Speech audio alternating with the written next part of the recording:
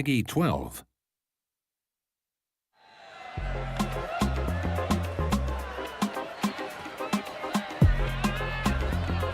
Come on, crank that beat! Yo, party people! Everybody still cooking? Oh yeah, now you got it! Okay!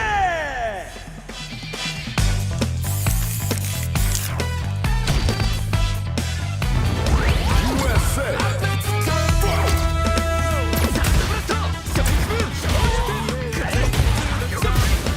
Now, let's go!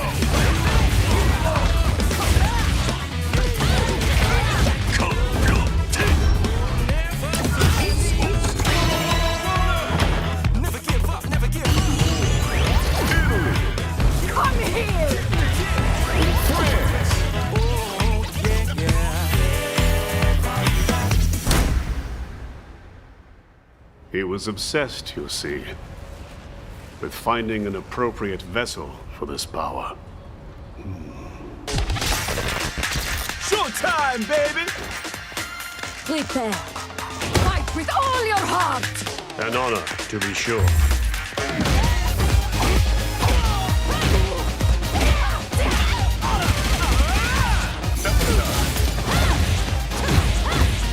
Where are you going?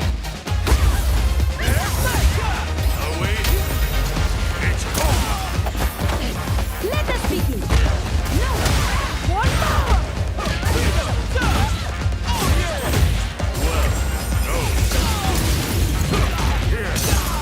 What? Defender! That's not easy! You cretin! Meaningless effort! Attitude!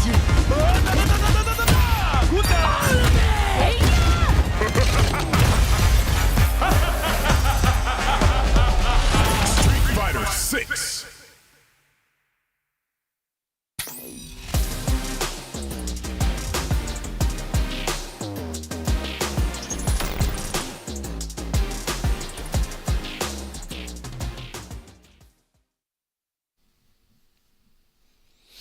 All right, everybody, and welcome back to another episode of Sets here on a Tuesday night, the Tuesday show.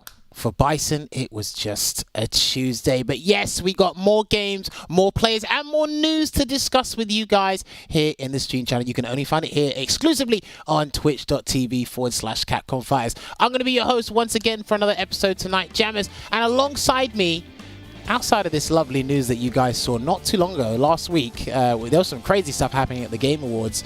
This was one of the things that was shown and revealed over there. I'm going to be discussing it with a special guest tonight. My usual minions are not here. They're taking the day off. I've got a special guest coming all the way from the States. He's going to be joining me talking some Street Fighter. Yes, when we roll on the screen and look over there, he will be joining us. He was here before and he's come back. But yes, hey, there he is, Mr. Mustopheles in the building. Ladies and gentlemen, Mustopheles, it's been quite some time. It's good to have you back. How are you feeling today, good sir? I'm feeling good. Again, thank you to yourself, Rich, Mark, all you guys for having me back on. It really, really means a lot. I'm very honored to be here. Really excited to be part of this broadcast. And we've got a lot of great stuff to talk about, whether that is Street Fighter 6 stuff or, we did talk about also wanting to bring up how I performed at NEC this week and how that time was.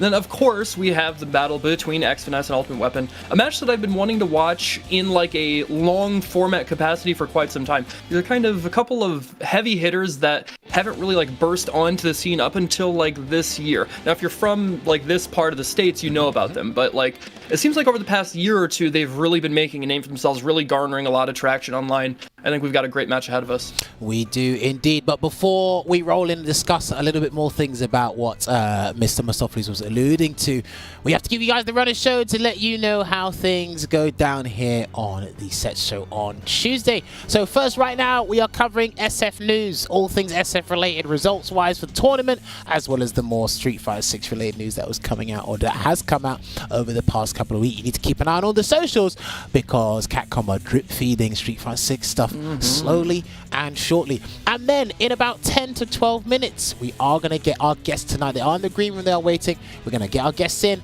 and we're going to chat to them, know a bit more about themselves, their character choices, and we'll just hear them bicker amongst themselves about how they don't like the other person's character.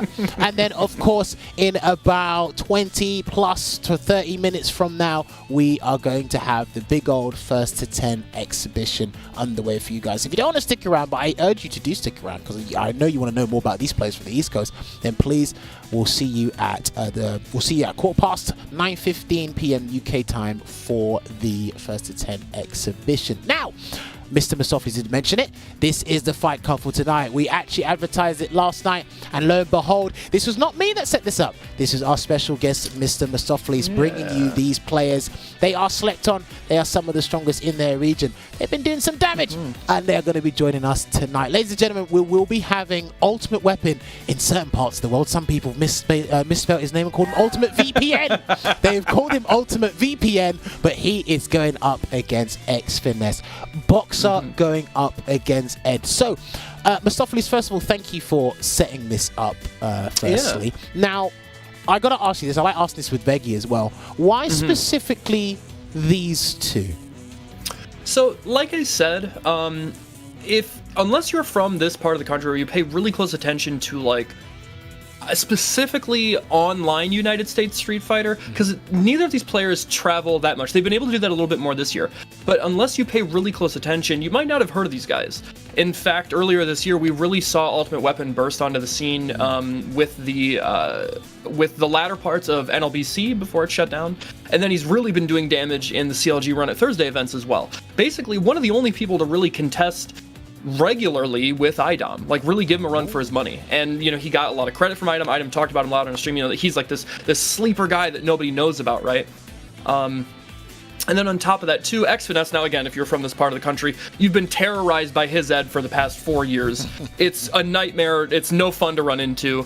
But again, he doesn't really travel that much to offline events for whatever reason. So unless you're in the know online Street Fighter, you don't really get to see these players. But if you talk to anybody who's like a high-level player that watches these two or runs into them, they will tell you they are two of the very best in the United States, not even just the East Coast, in the United States.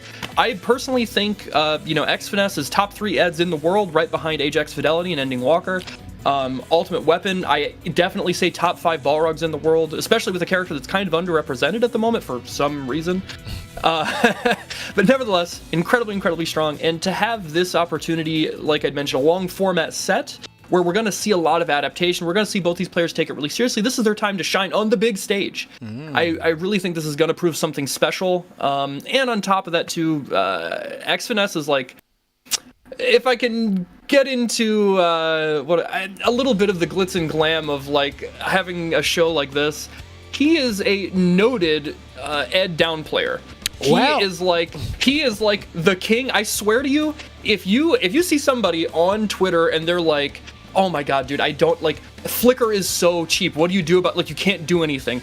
I swear he has an app on his phone that tells him, he gets a push notification that somebody is saying Ed is too strong, and he is there in 15 seconds. I guarantee it. It doesn't matter who it is. Maybe they don't even speak English. He will translate it, and he will say, nope, you just gotta, you know how to punish it. It's not that bad. Damn. So I'm excited to see how this goes. So we got a live directed Ed down player here. Don't worry, you heard it here first. We're gonna get the answers out. We're gonna wring the answers out of him later on in the show. Give us a couple of minutes. But you know what? Talking about, taking advantage of big opportunities and whatnot. I mean, you were at NEC this past weekend. Just fell short of a top 3, but overall, was it a good weekend for you, NEC? Yes, a really good weekend. I have to give a lot of shout outs to Big E and his staff. Last year, they were the first event to give me my, like, kind of a big break opportunity at an offline event. I had been doing so much work for commentary online, with Wednesday Night Fights and Salt Mine League. And then it came time for offline events to become a little more normal, and so I applied, and both at Summer Jam and NEC, they gave me chances. I got to do top 8 at both. Nice. And so I'm forever grateful and indebted to them, and I was like, I want to go back. And so I went back this year. I got to commentate top 16, and then I was fortunate enough to make top 8 on loser's side. Actually, and I do have to say, I was very proud of myself. I started out the match against OG Yon and actually had to forfeit a game. because my controller disconnected mid-match. No and he was way. like, I hate, yeah, it was oh man, I was so mad. No But he was way. like, I don't want to be that guy, but I was like, you know what, man, I respect it. Yeah. I respect it. So I was pretty tilted, but kept my composure, won 6 games straight, and then made top 8. And in order to secure my 4th place spot, I did beat the guy who gate kept me out of top 8 last year. So that felt very good. Hey, okay, progress, and he's overcome Yes. the demons, and again, slowly but surely getting that top 3 potentially going to be winning a tournament very soon. While commentating as well, keep an eye out for this dude, man. He's come up with some really cool tech with V-Skill 2, V-Trigger 2, Akuma there. But yes, you know, that was great to hear. We do have to swiftly move on though, because we did have some more tournament action over the weekend with CPT related stuff. So we do have an image here. It will show up very soon. It was regarding another World Warrior in the Salt Mine League. I believe it was for Western Europe, where we had MDZ Jimmy and Saint Cola come and commentate that. But it was Geeko from Italy who won the tournament, and he has qualified for the finals, taking the Queen, taking Cammy to the finals there. So we do have to congratulate Geeko for qualifying for the finals there, and shout out to all the other guys that are involved. Mr. Wolf, Akram, amazing Lucia, Snowboy as well, putting in the work. We had Garnet. That was a great top 8 to watch and witness, because you know what, there was strong representation there, and it was very difficult to pick a winner, because once Takamura left the equation, it was anybody's game. It was anybody's game, and Geeko definitely showed them all the day. There is the image right now. Oh, there you go. I missed out Maeve, Gambinera, and Jin as well. So this is what the top 8 looks like for the Europe West World Warrior. It is now concluded. No more events. Geeko will be taking the Cammy to the finals. He's got a lot of work to do from now until February there. So well played to him. Were you able to catch any of this over the weekend at all? Unfortunately, I was not. I was a little too busy. However, I did notice before the broadcast started, I looked it up. And surely enough, Geeko is actually the only Cammy player qualified for Capcom Cup. That is right. Now, again, you know, the character has received some, I don't want to say meaning, like, there's significant nerfs, but I don't think big enough for her to be, like, out of a top 10, 15 spot. But she has been nerfed in a way that matters. So for Geeko to still make that work, especially against some very, very strong talent, we've seen that that Western Europe region really come through and provide a lot of great competition for somebody like Takamura. For him to be the only Cammy, I think really speaks to the level of his play and his determination. That is right indeed, and shout out to the stream team for putting this on. I actually didn't know, I didn't think they were going to add the qualified players from the World Warrior on the same page as the online premieres, but it looks like they have. They've updated it. So Ending Walker is there, Sarah Blast, Joe Umarogan, shouts to Joe, Mono, I cannot read that. Did that say Naruto? Please do not tell me that says Naruto. I don't think so. I could be, hopefully I'm reading that wrong, and my eyesight is failing me these days. Someone's there in between, it says Naruto. Oh my god, I didn't want to read that. Okay, shout out to Naruto RSA, as well as Oil King, and we have W Falcon, Geeko, RF from Australia, Uriel, Valorio, hopefully I pronounced that right, and Vega Patch. Congratulations to Vega Patch from the Spanish World Warrior for qualifying as well. I can't believe that says Naruto, to be honest with you.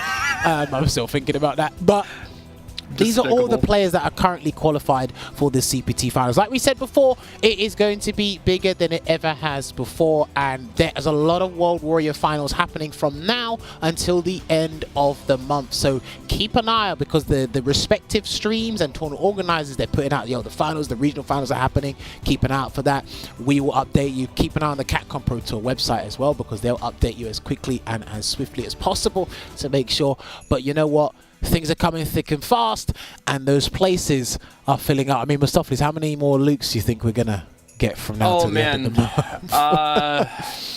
month? You know, like, if I'm not even joking, I'm gonna guess at least 2. At least 2. Okay. There are a bunch already qualified, but you know what? As we've seen, he is the poster boy for Street Fighter 6, so the marketing team has done their job. You gotta have one eye closed, remember.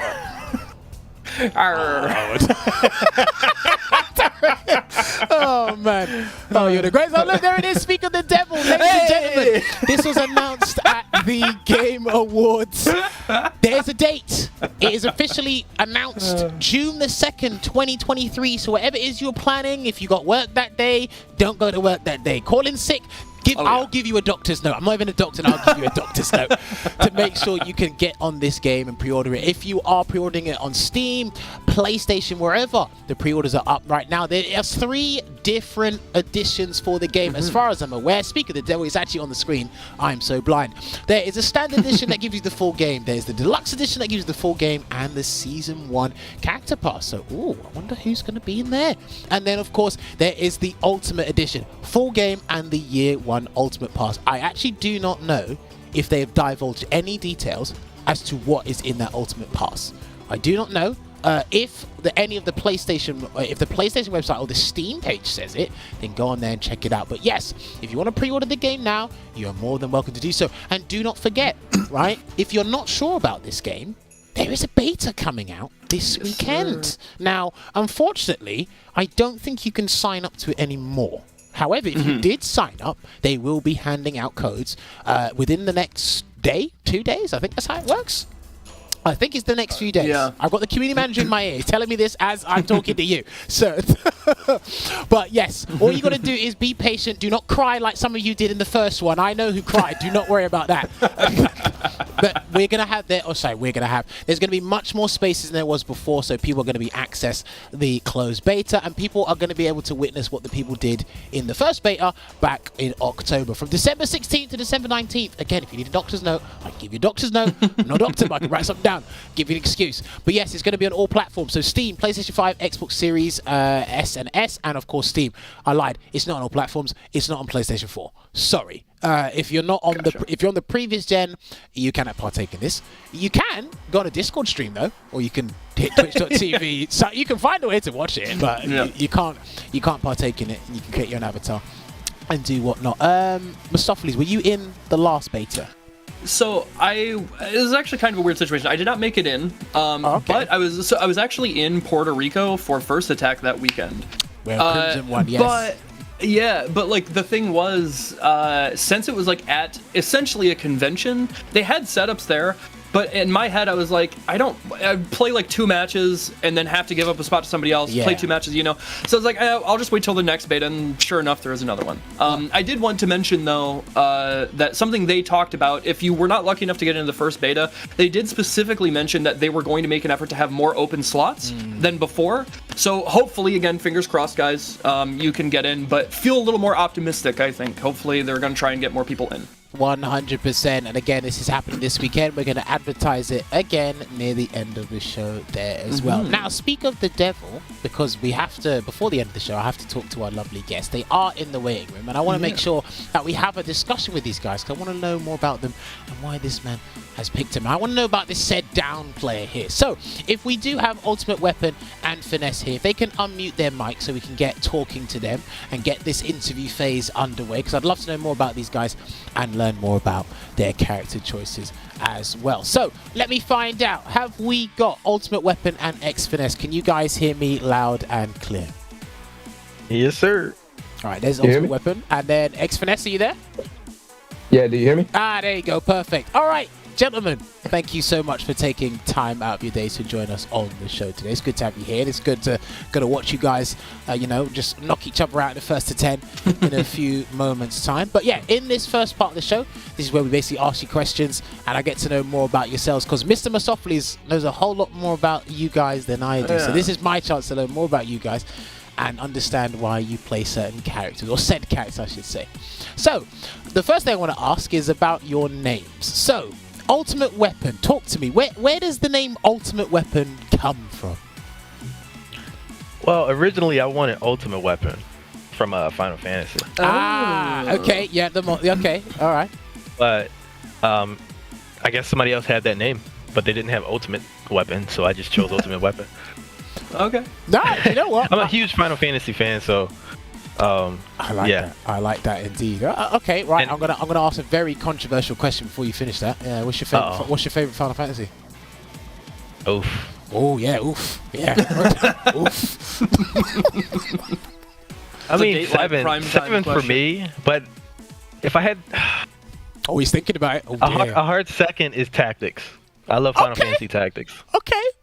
No, okay. Listen, say that with your chest. Stand by that point. But stand by that point. But yeah, sorry. What did you want to say before I interrupt you? I'm so sorry. I don't even remember anymore. Oh, no, okay, no, that's completely fine. But no, do you know what? I like that because I wouldn't expect Ultimate Weapon to come from that. That seems like something else. Obviously, we were talking before with the show actually started. I was looking at Ultimate Weapon on YouTube and someone called him Ultimate VPN. Has anyone called you that by accident, Ultimate VPN, or was that the first time you heard it today? I've heard it every once in a while. But it really doesn't bother me. I don't really care. No, okay, fair play. I'm all down for that. X-Finesse, what about your name? Where does that come from? I made this name in on the PS2 days back when I was playing SOCOM. Oh, so that was like throwback. About 16, 17 years ago. I've been stuck with it since. You've been stuck with it, or you wanted to keep this name?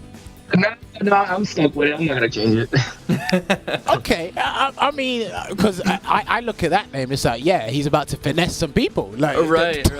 That doesn't look like something you'd make all those years ago. But I think we had, Ultra David. He's had his name since AOL started. We've had what was his name? The Vega player Kendricks. He's had his name for. You've had your name longer than Ending Walker's been alive. That's right, yeah. Right, there you go. Yeah. Let that sink in. You had your name longer than Ending Walker's been alive. So, sometimes with these names, it's like, I personally, I like that you stuck with it because that's something, okay, it might have a different meaning to now than it did back then, but I like how you stuck with it so long because some people I know, they've changed their name 4 or 5 times, but I'll always remember them as their very first name. That's when I met them. Do you know what I mean? So, it can legit be one of those things. Now, I've got to move on to X-Finesse.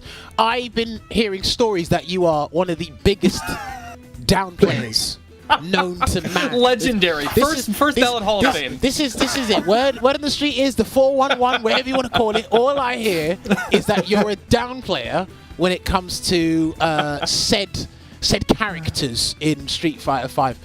Is there a reason for this, or do you think people are not seeing what you see when it comes to talking about Ed? I never downplayed the character. I'm only saying if the flicker is punishable, they say it's not punishable, so that's it. That's pretty good. The flicker. Wait. The flicker is punishable on block, or it's with punishable? No, with. Okay. Ultimate Weapon, you wanted to say something. You didn't sound too pleased there. Yeah, he was ready. No. He corrected himself. You know.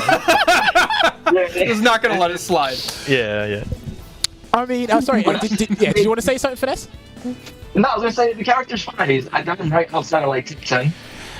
Okay, you're gonna have to convince me. It takes a lot to convince me. What do you think is fine about Ed?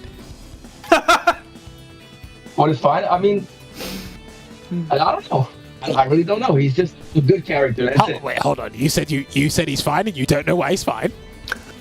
Nope. Putting him on the spot. He knows the setup. That's why he don't want to say anything.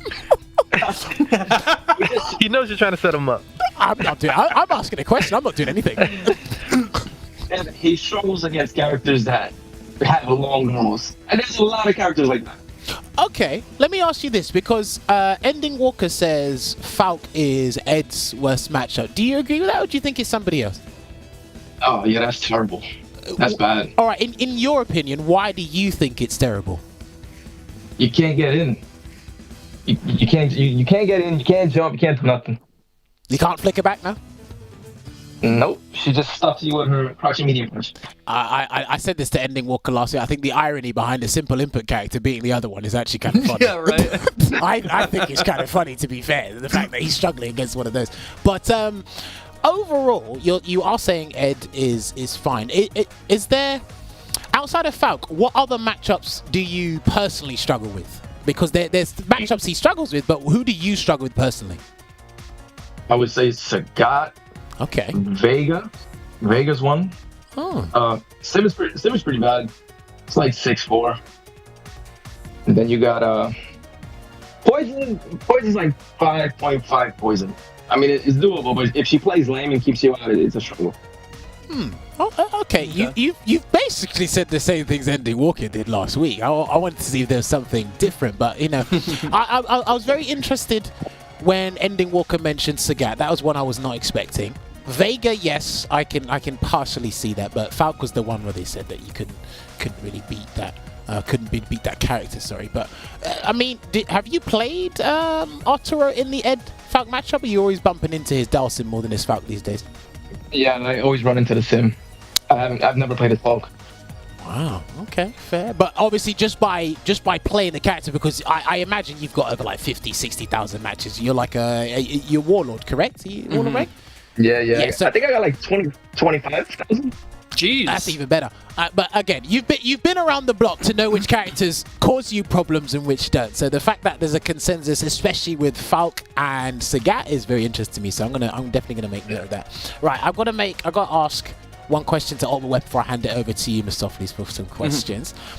Ultimate Weapon, you are representing a character that has kind of been slept on for a little while. What made you stick with Balrog? Is this someone you've been playing since he came out in Season 1, or is this a character you picked up recently? When I played Street Fighter 5, I only played Balrog. I've tried Lucia, Akira, but I play them like casually, but nothing like serious. But it's always been Balrog ever since Street Fighter 4. Okay. Oh, so you Street Fighter 5 isn't your first fighting game? You've been playing from SF4? No, casually. I've been playing Street Fighter 4. I played Balrog and Abel. Oh, I wouldn't. Yeah. Do you know what? Abel makes more sense with a name like yours, to be honest. Abel makes a little bit more sense to me with a name like yours. If I saw your name in the bracket and saw Abel, I said, yeah, that makes perfect sense. Ultimate Weapon doing step kick. That'd be fantastic. But Oh yeah, it was fun. What made you want to take up competing seriously then? Because I've seen your name a fair bit, and a lot of these East Coast players, they've been mentioning your name, especially in the, I don't know if you remember the discussion when Rob had with IDOM, I think Zaffarino was at the podcast they did, and they mentioned a bunch of East Coast players. Your name was bigged up by two of the players a lot, and I think that was probably the second time I heard you. So what made you want to be more competitive in fighting games? I just wanted to see like where I can go. Like this is the quote unquote final year of Street Fighter 5, and I told myself like late March, early April, like just try to go all out these last couple of months and see what happens. Wow. So that's what I did. How about that? You know, a little bit self-motivation there. You're being your own cheerleader. Trust me, if you're not your own cheerleader, no one else is going to be it. I can assure you of that. But no, that's actually a really good story there. But even before this year, I played, but I never played like super sweaty. I always played like casually. Like a lot of my friends in real life, they play this game, and I only played it because they played it, you know. So sorry to cut you off there. This is just an impromptu question off the top of my head. How do you play casually if you know what you're doing? Because for me, well, like, okay. When I say I play casually, I used to play Halo, very competitive. Shouts to Halo. Like before this year, like that was my like game that I played all the time, and Street Fighter was just like I play like once a week. Oh, there's a local tournament coming up. Okay, I'll just I see what you mean. Go because my friends are going and just playing it. That's what I mean. Okay. No, do you know what? It's fine because some people say I used to play casually. And it's like, yeah, but Ultimate Weapon, you look like you know what you're doing. It's like that doesn't look casual to me. But yeah, I mean, I know like what's going on. Like even before I started like going 100%, but no, I just never really put in the time until this year. Fair play. Mistopheles, you got any questions you want to ask the guys? Well, I'd have to admit, Jammers, you took a lot of the ones that I had in mind, but I can think of some. You're pretty good at your job. Xfinesse, I have to ask, how do you, like, we've talked about, like, I kind of set you up, but we've talked about the downplay of Ed, and really, truth be told, like, the one thing you are always ready to defend is, like, Flicker being, like, punishable, right? Although it might seem otherwise, and there are obviously players rather that would argue that you're not being entirely honest. Like if you had to choose between the EX Knuckle extension that they gave it, good choice, or having a more further extended hurt box, which would you pick? Like for making that move more manageable in neutral, which do you think is more fair and wouldn't completely butcher the move? I mean, I guess you could add a hurt box to it. Yeah. I don't want to get rid of the knuckle. Of course Yeah. you don't. That's too much. It's That's too pretty much. That's good. too much power for you, lot. Of course you don't. You lot didn't ask for it. You're like, oh yeah, this is great. Yeah. That was just one of those Okay, changes. I mean, that was literally just one of those changes where it's like, you know what, didn't ask for it, but it's damn pretty good. I played Shine yesterday in a long sets, and he punished every single whiff flicker. So I don't want to hear it. Wait, all right. What did he To be punish fair, it? though- What did he punish it with? Sorry, what did he punish it with? A Cody stand medium punch. And he cancelled it. Yeah, he cancelled it. Yeah, he cancelled it right into bingo.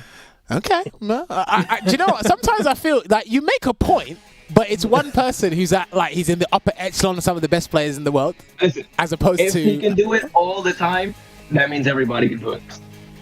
Okay, I cannot. First of all, I cannot knock that philosophy because if one person can punish it, surely everybody else can do something. Yeah. Surely, I get that, but I definitely feel you see this move a lot differently to the rest of the world.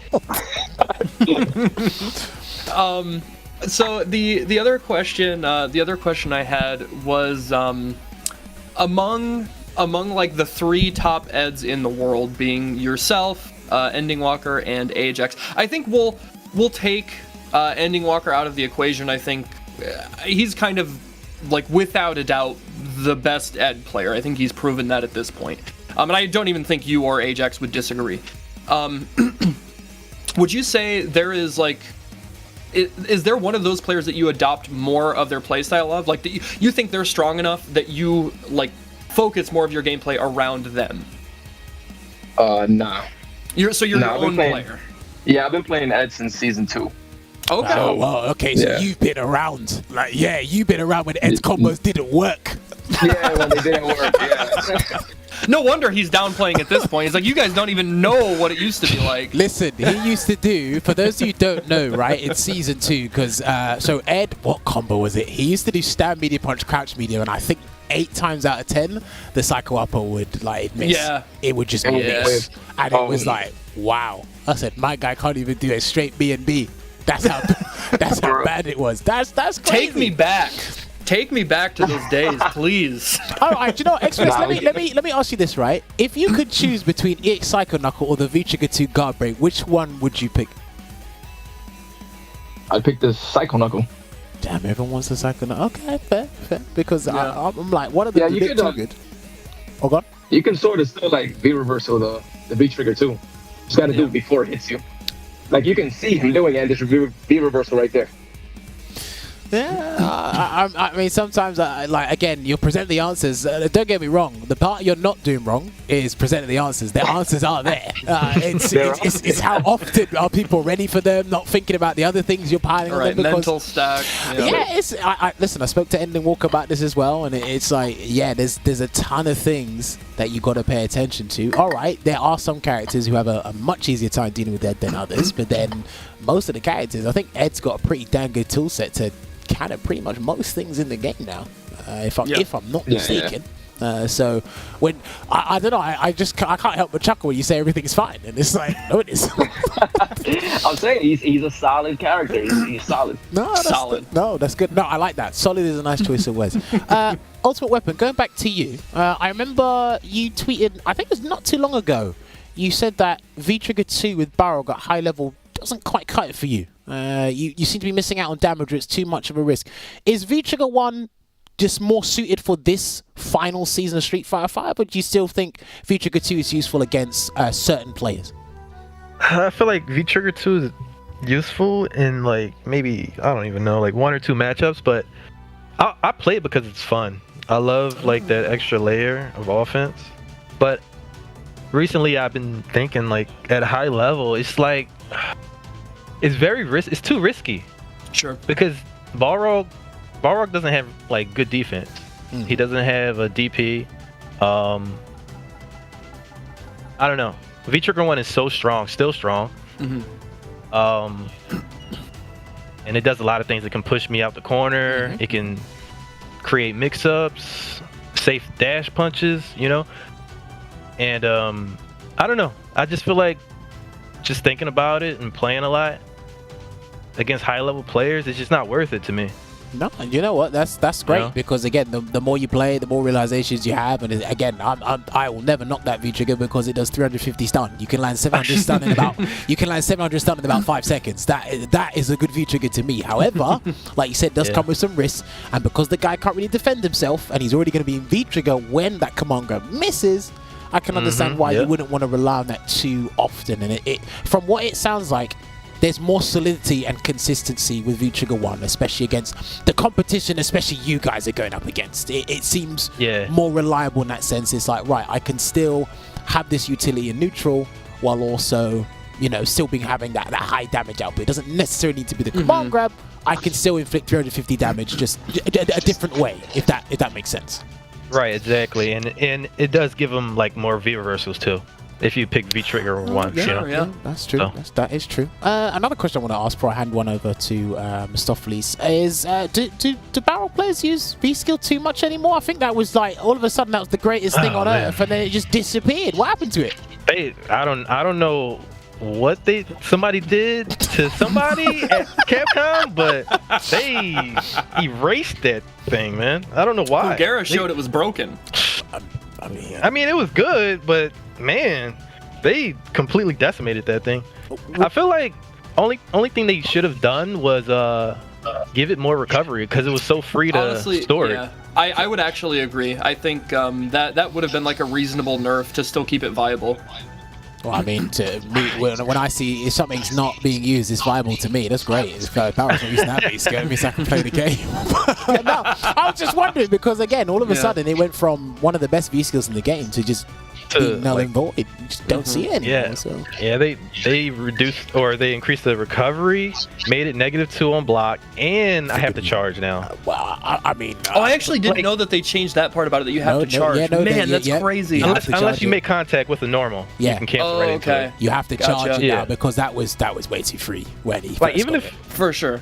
Even if they like gave it more recovery and made it without charge, like just let me get the plus frames. If I'm going to charge and store it and I get it off, give me the plus frames. Like I'll take that. Okay, that's reasonable. Okay, so let me ask you this then: do you feel Balrog's V system is limited to what it once was? Because from what you said, it's like V trigger 2 isn't cutting it. V skill 2 just.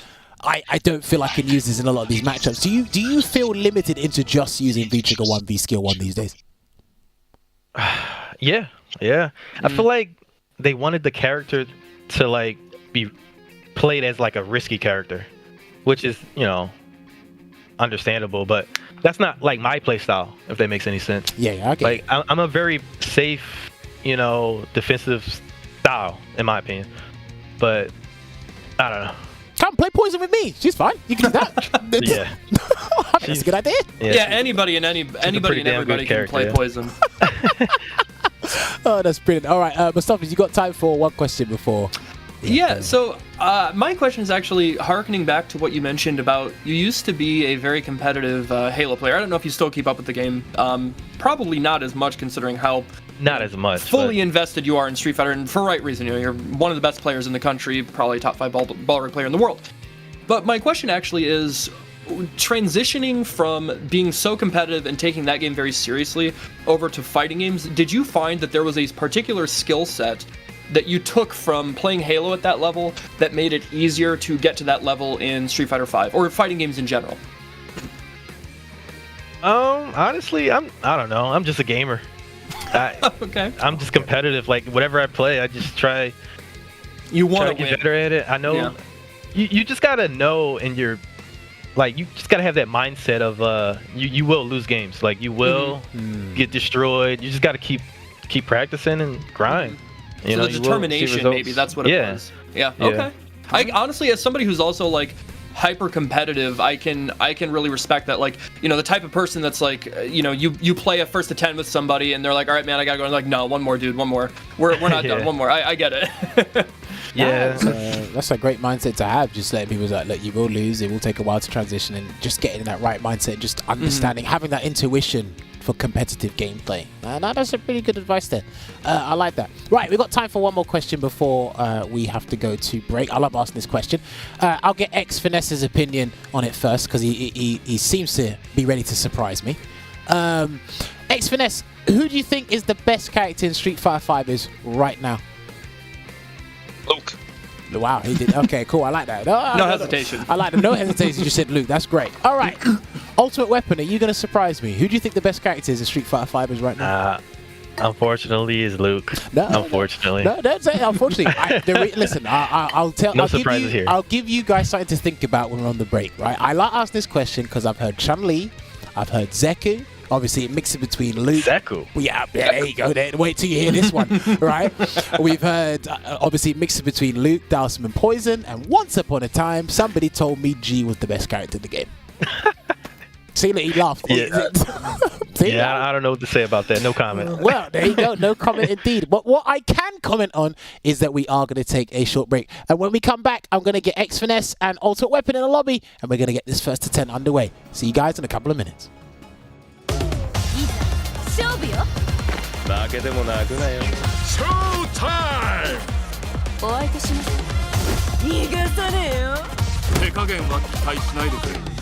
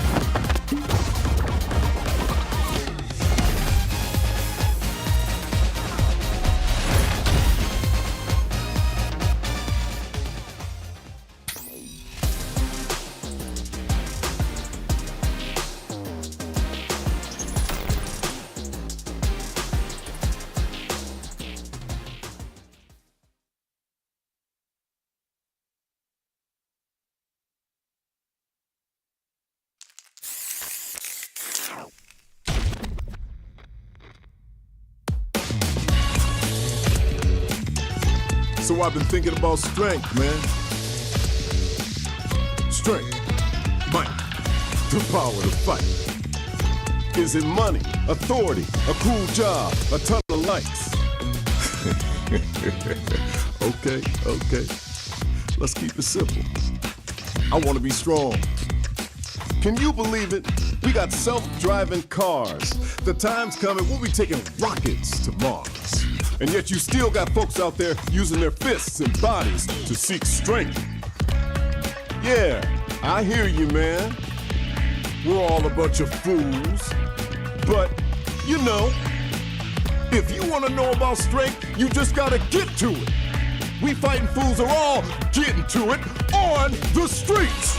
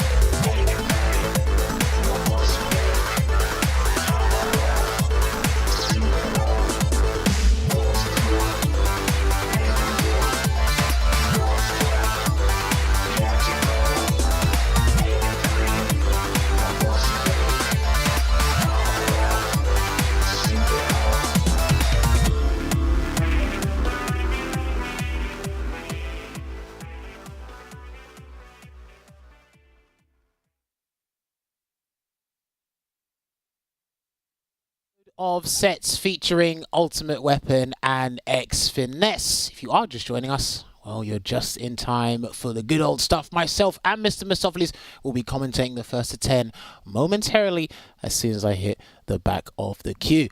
Mistopheles, once again, thank you for getting this set together. Are you looking forward to it? Yeah. Oh, I could not be more excited. Like I said, I have the privilege, I guess you'd call it, of running into these guys on CFN all the time, getting my butt beat, but watching them duke it out in a long set, I think will be a real treat for everybody involved. Yeah, indeed. Obviously, if you are familiar with these two players, this is probably just another day at the office for you. For someone who rarely gets to watch these guys, only mainly through competitive play, and it's really scouring the four corners of CFN, this will be a treat to watch. Ultimate Weapon got up against X-Finesse. Let's see if Whiff Punishing Flicker is not as bad as X-Finesse. It's not as bad as X-Finesse makes it out to be. You know, he says it's fine. And these guys are going in. This is a law match as well, by the way. This is a law match. Yeah, that was something I thought was kind of interesting too. And when setting this match up, trying to find two players wasn't even something I'd really considered, but it does make it a little more interesting that, the mentor and protector would be the one to try and beat down the young protege, right? Yeah. Now, we did see this matchup in very first round of the World Warrior Finals for the UK. MD Walker going against Mopolapo. Mopolapo came with his strategy. The scoreline ended up being 3-2 for Ending Walker because he's just that guy. Yeah, he's built different. Now, I do want to see the American take, the American perspective on this matchup. And interesting, already spotted something. I've got to ask X-Finesse. Puts out the Psycho Cannon, and good check there from Ultimate Weapon.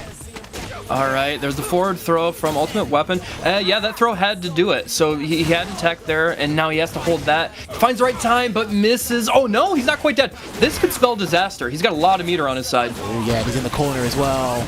Could be... Oh, no. Okay, he's dead. Oh, he's dead anyways. Yeah, I thought, well, I'm just used to seeing Ending Walker just punish anything and everything. Sure, but right. X-Finesse had the right idea, had the V-shifts, couldn't get the stampeding punch in time. So check there. All right, big offense starting off for Ultimate Weapon. He's holding this corner position really well, and that's what you have to do as Balrog. And now he does have to be careful not to overextend too much. Ed does have that elusive V-reversal to put him to the other side, but I don't expect this low on life exactly. X-Finesse wasn't going to use that.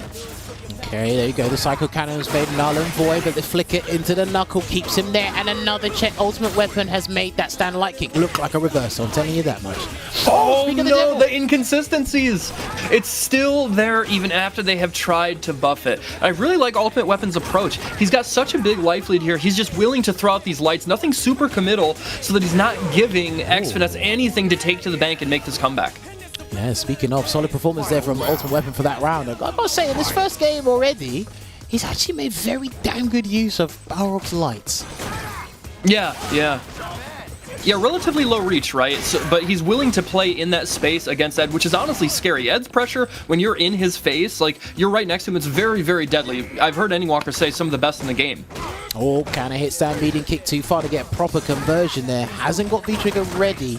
He's going to be building up the meter he needs. Good check into the Psycho Upper. All right, push past the midpoint in the screen, but a big conversion there off of the counter hit for Ultimate Weapon. And now he's got corner control again, trying to keep X-Finesse, X-Finesse locked down and able to get out of there. As well. I was going to right? Oh, man. He needs to space a little bit to get the V-Trigger 1 up on deck here because Ultimate Weapon doesn't have any meters, so you actually can't stop it on startup. I think there is a range where if you do see it, he can dash straight and we actually stop it. Jumps away. Oh, okay. Oh, and he's not going to land, but he is going to have to deal with this, and he's still in the corner. A lot of gray damage built up, and now the life lead is basically even. Actually in X-Finesse's advantage now. Trying to take there, dash straight. He could have activated and won the game. He could have activated and won the game, but he's going to have another chance. And that's another check with the lights. He's been paying dividends, and game one goes to Ultimate Weapon. Good opening first game so far. Yeah, very back and forth. You've been doing this for a little while, and I'll give you some advice for when you continue to do this. A lot of players you watch, the first game will probably tell you 80% of how things are gonna go. Yep.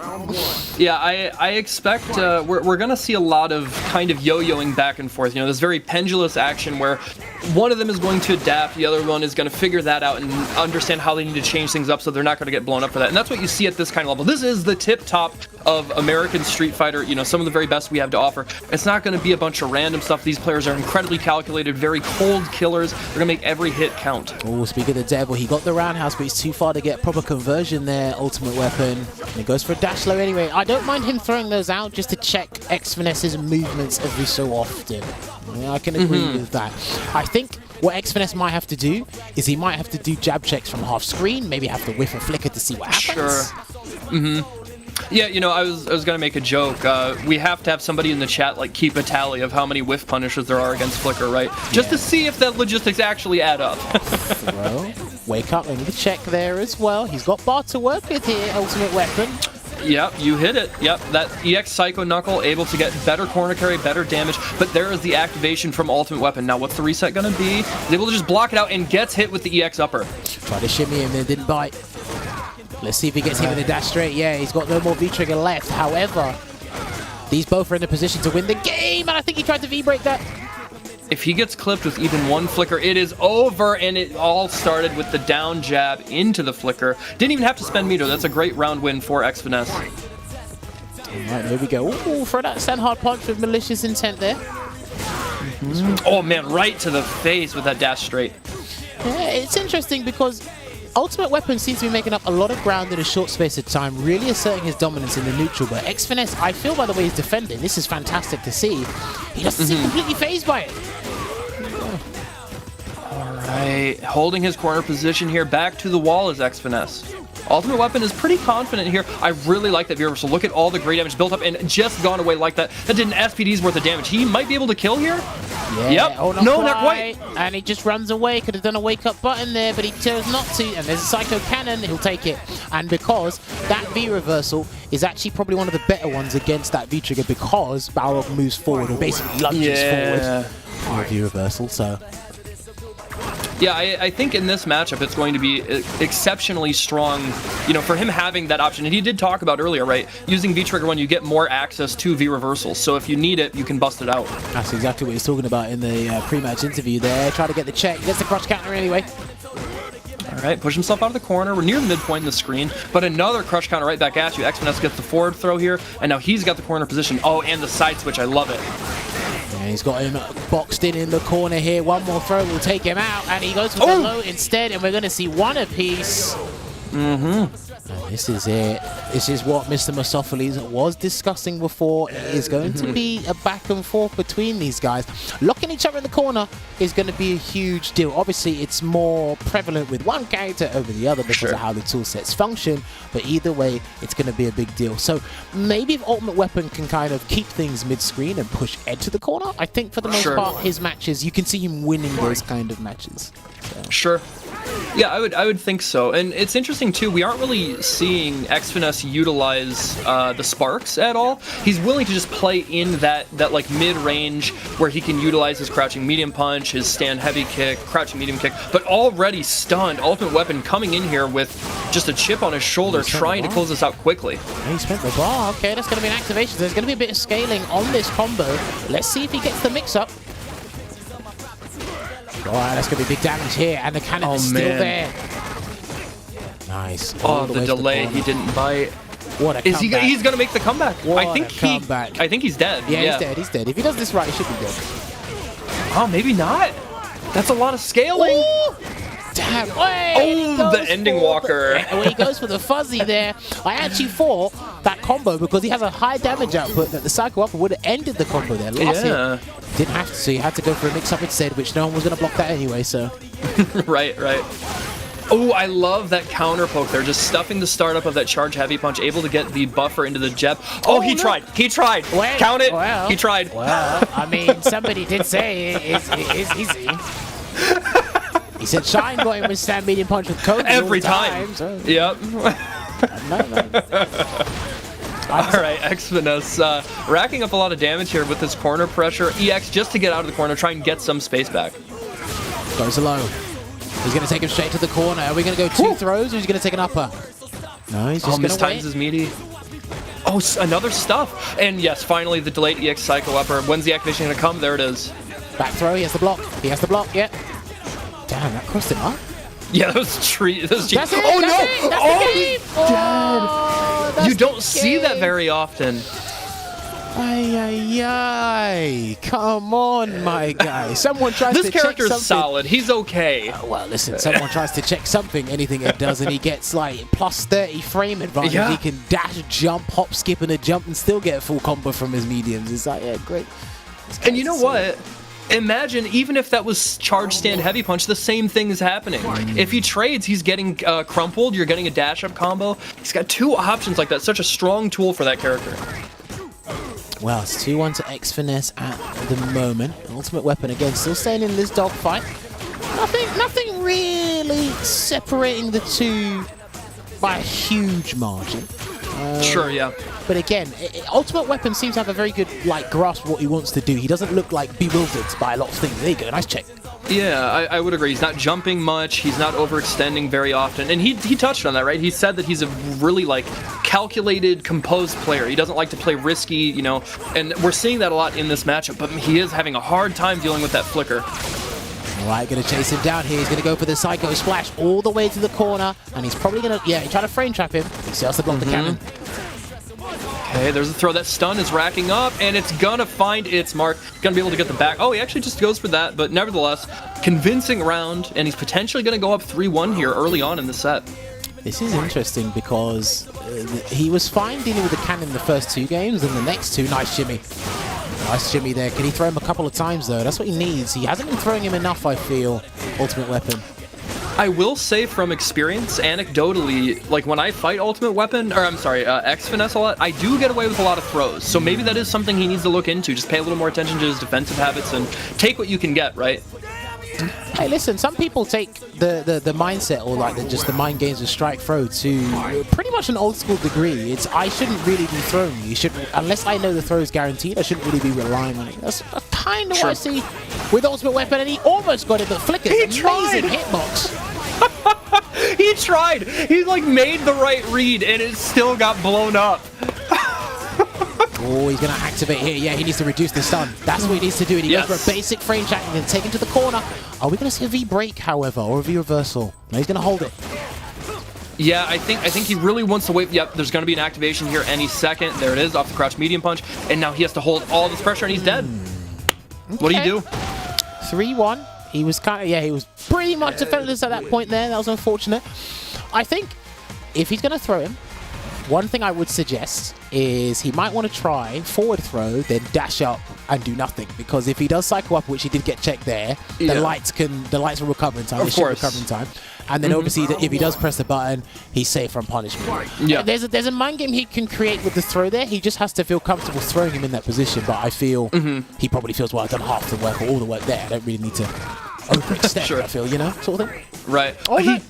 Just out of range. I wonder if maybe he can start trying to use dash punch as a method. Because, on one hand, you get lucky and with punish flicker. On the other, they block it from probably a range where you're not going to get punished. But he's tried on 2 or 3 separate occasions now to whiff punish flicker, and it's just not there. Balrog doesn't have the range. Alright, there we go. Trying to shimmy him again. Okay, he's going to that well one too many times. This is where strike throw. You really got to mix it up here. And he tried to, but the Psycho Upper gets there in time. What's the mix-up going to be this time? He's just he takes the throw. He's just eating him. And I love that, dashing into it to make him keep dealing with that pressure. And he still gets a free jump in, coast to coast. Not quite landing its mark there, and there the jab ends it. Yeah, this is looking rough because the moment that giant orb comes out, he is just so perplexed and he's just sitting there and he feels taking the throws is the best option. Sure, yeah. Trying to go for a crush counter there, no such luck, delaying a button, but now we're at the midpoint in the screen. It didn't convert off of that down medium punch combo. There's the oh man, he's getting caught with that a lot. Right, pressure being applied, just firming it, but he tries to button at the wrong time there, so he finds himself in the corner and he might have to dash away. Yeah, dash straight his way out. Oh man, and that V-shift was very costly. That means he's not going to build V-trigger until very late in the round. This is not looking good, Mustopheles. Oh, he actually gets himself out of the corner, but is it going to be enough? He has V-Trigger. Okay, there's the activation off the sweep. Now, how can he make this count, Jammers? He just has to wait. That's it. Oh, okay, he's going to dash and get that throw. He's going to wait until he builds a bar. Keep that string tight. Right, can he catch the cannon? I wonder. Oh, that was it! Oh, no, yeah, that could have been buffered to make it safe at least. There he stole it. Yeah, well, I mean, I've seen brothers be more successful at the bank, but Sure. that was all right. He had him in the corner. Yeah. It wasn't like very explosive, but he got the round. He got the Sure. round. All right, nice punish. Yeah, ending it there with the V-skill target combo. Oh, another EX, build more V-gauge, and now he's in this pretty advantageous spot. He's got him down nearly 50% in life, but the charge heavy punch lets him get out of dodge. Oh, good check. That's what I was saying about before. He might need to throw out these buttons and just buffer the flicker behind him just to stop these arbitrary dash straights because they take up a little too much ground. Sure, yeah. All right, there's a forward throw, and he does have V-Trigger ready. Now, he's probably not going to use it unless it's on a guaranteed hit. You know, won't get much mileage out of it in the corner. He's trying to run away. He's panicking now, but if he gets even an inkling of space, that cannon's coming out. Good back throw. Yeah, that's it. Oh, that's it. Oh, He's dead. No! That was unfortunate. He had the right idea. It's just unfortunately, I'm not sure if he's familiar with that situation or he forgot. But yeah, that's kind of what I was thinking before. If he's a little bit closer, it's like when you see the cannon, dash straight immediately. But clearly, that not from that situation. That looks like it doesn't work. But he might have to be a little bit closer there. But at least he knows now that it doesn't work. So, you know, I have to wonder, what kind of labbing Ultimate Weapon has done for this set. I'm sure he took this match coming up seriously, you know, being on sets featured in this long exhibition, but I have to wonder if he's done specific labbing against V-Trigger 1 because, like we've talked about, he hasn't had an answer time and time again. Do you know what? Some characters, like, he's got projectile invincible answers, but it's for like single hits. It's not really It's not really for that. I think he's probably learning on the fly, or he's trying to take advantage of please throw me so I can tech, or let me jump out at this weird time so I can avoid it. Because Balrog doesn't really like do well against slow moving projectiles like that. I think. Yeah, that's me personally though. No, I'm sure Balrog players would agree, and that's my take. Okay, able to get that V reversal there, using that forward advancing movement to get out of there, and that gave him a round. And I actually want to touch on this before we got too deep into it. Before either of us really knew it, it's 4-1 X-Finesse. It's kind of gotten away from Ultimate Weapon pretty quick.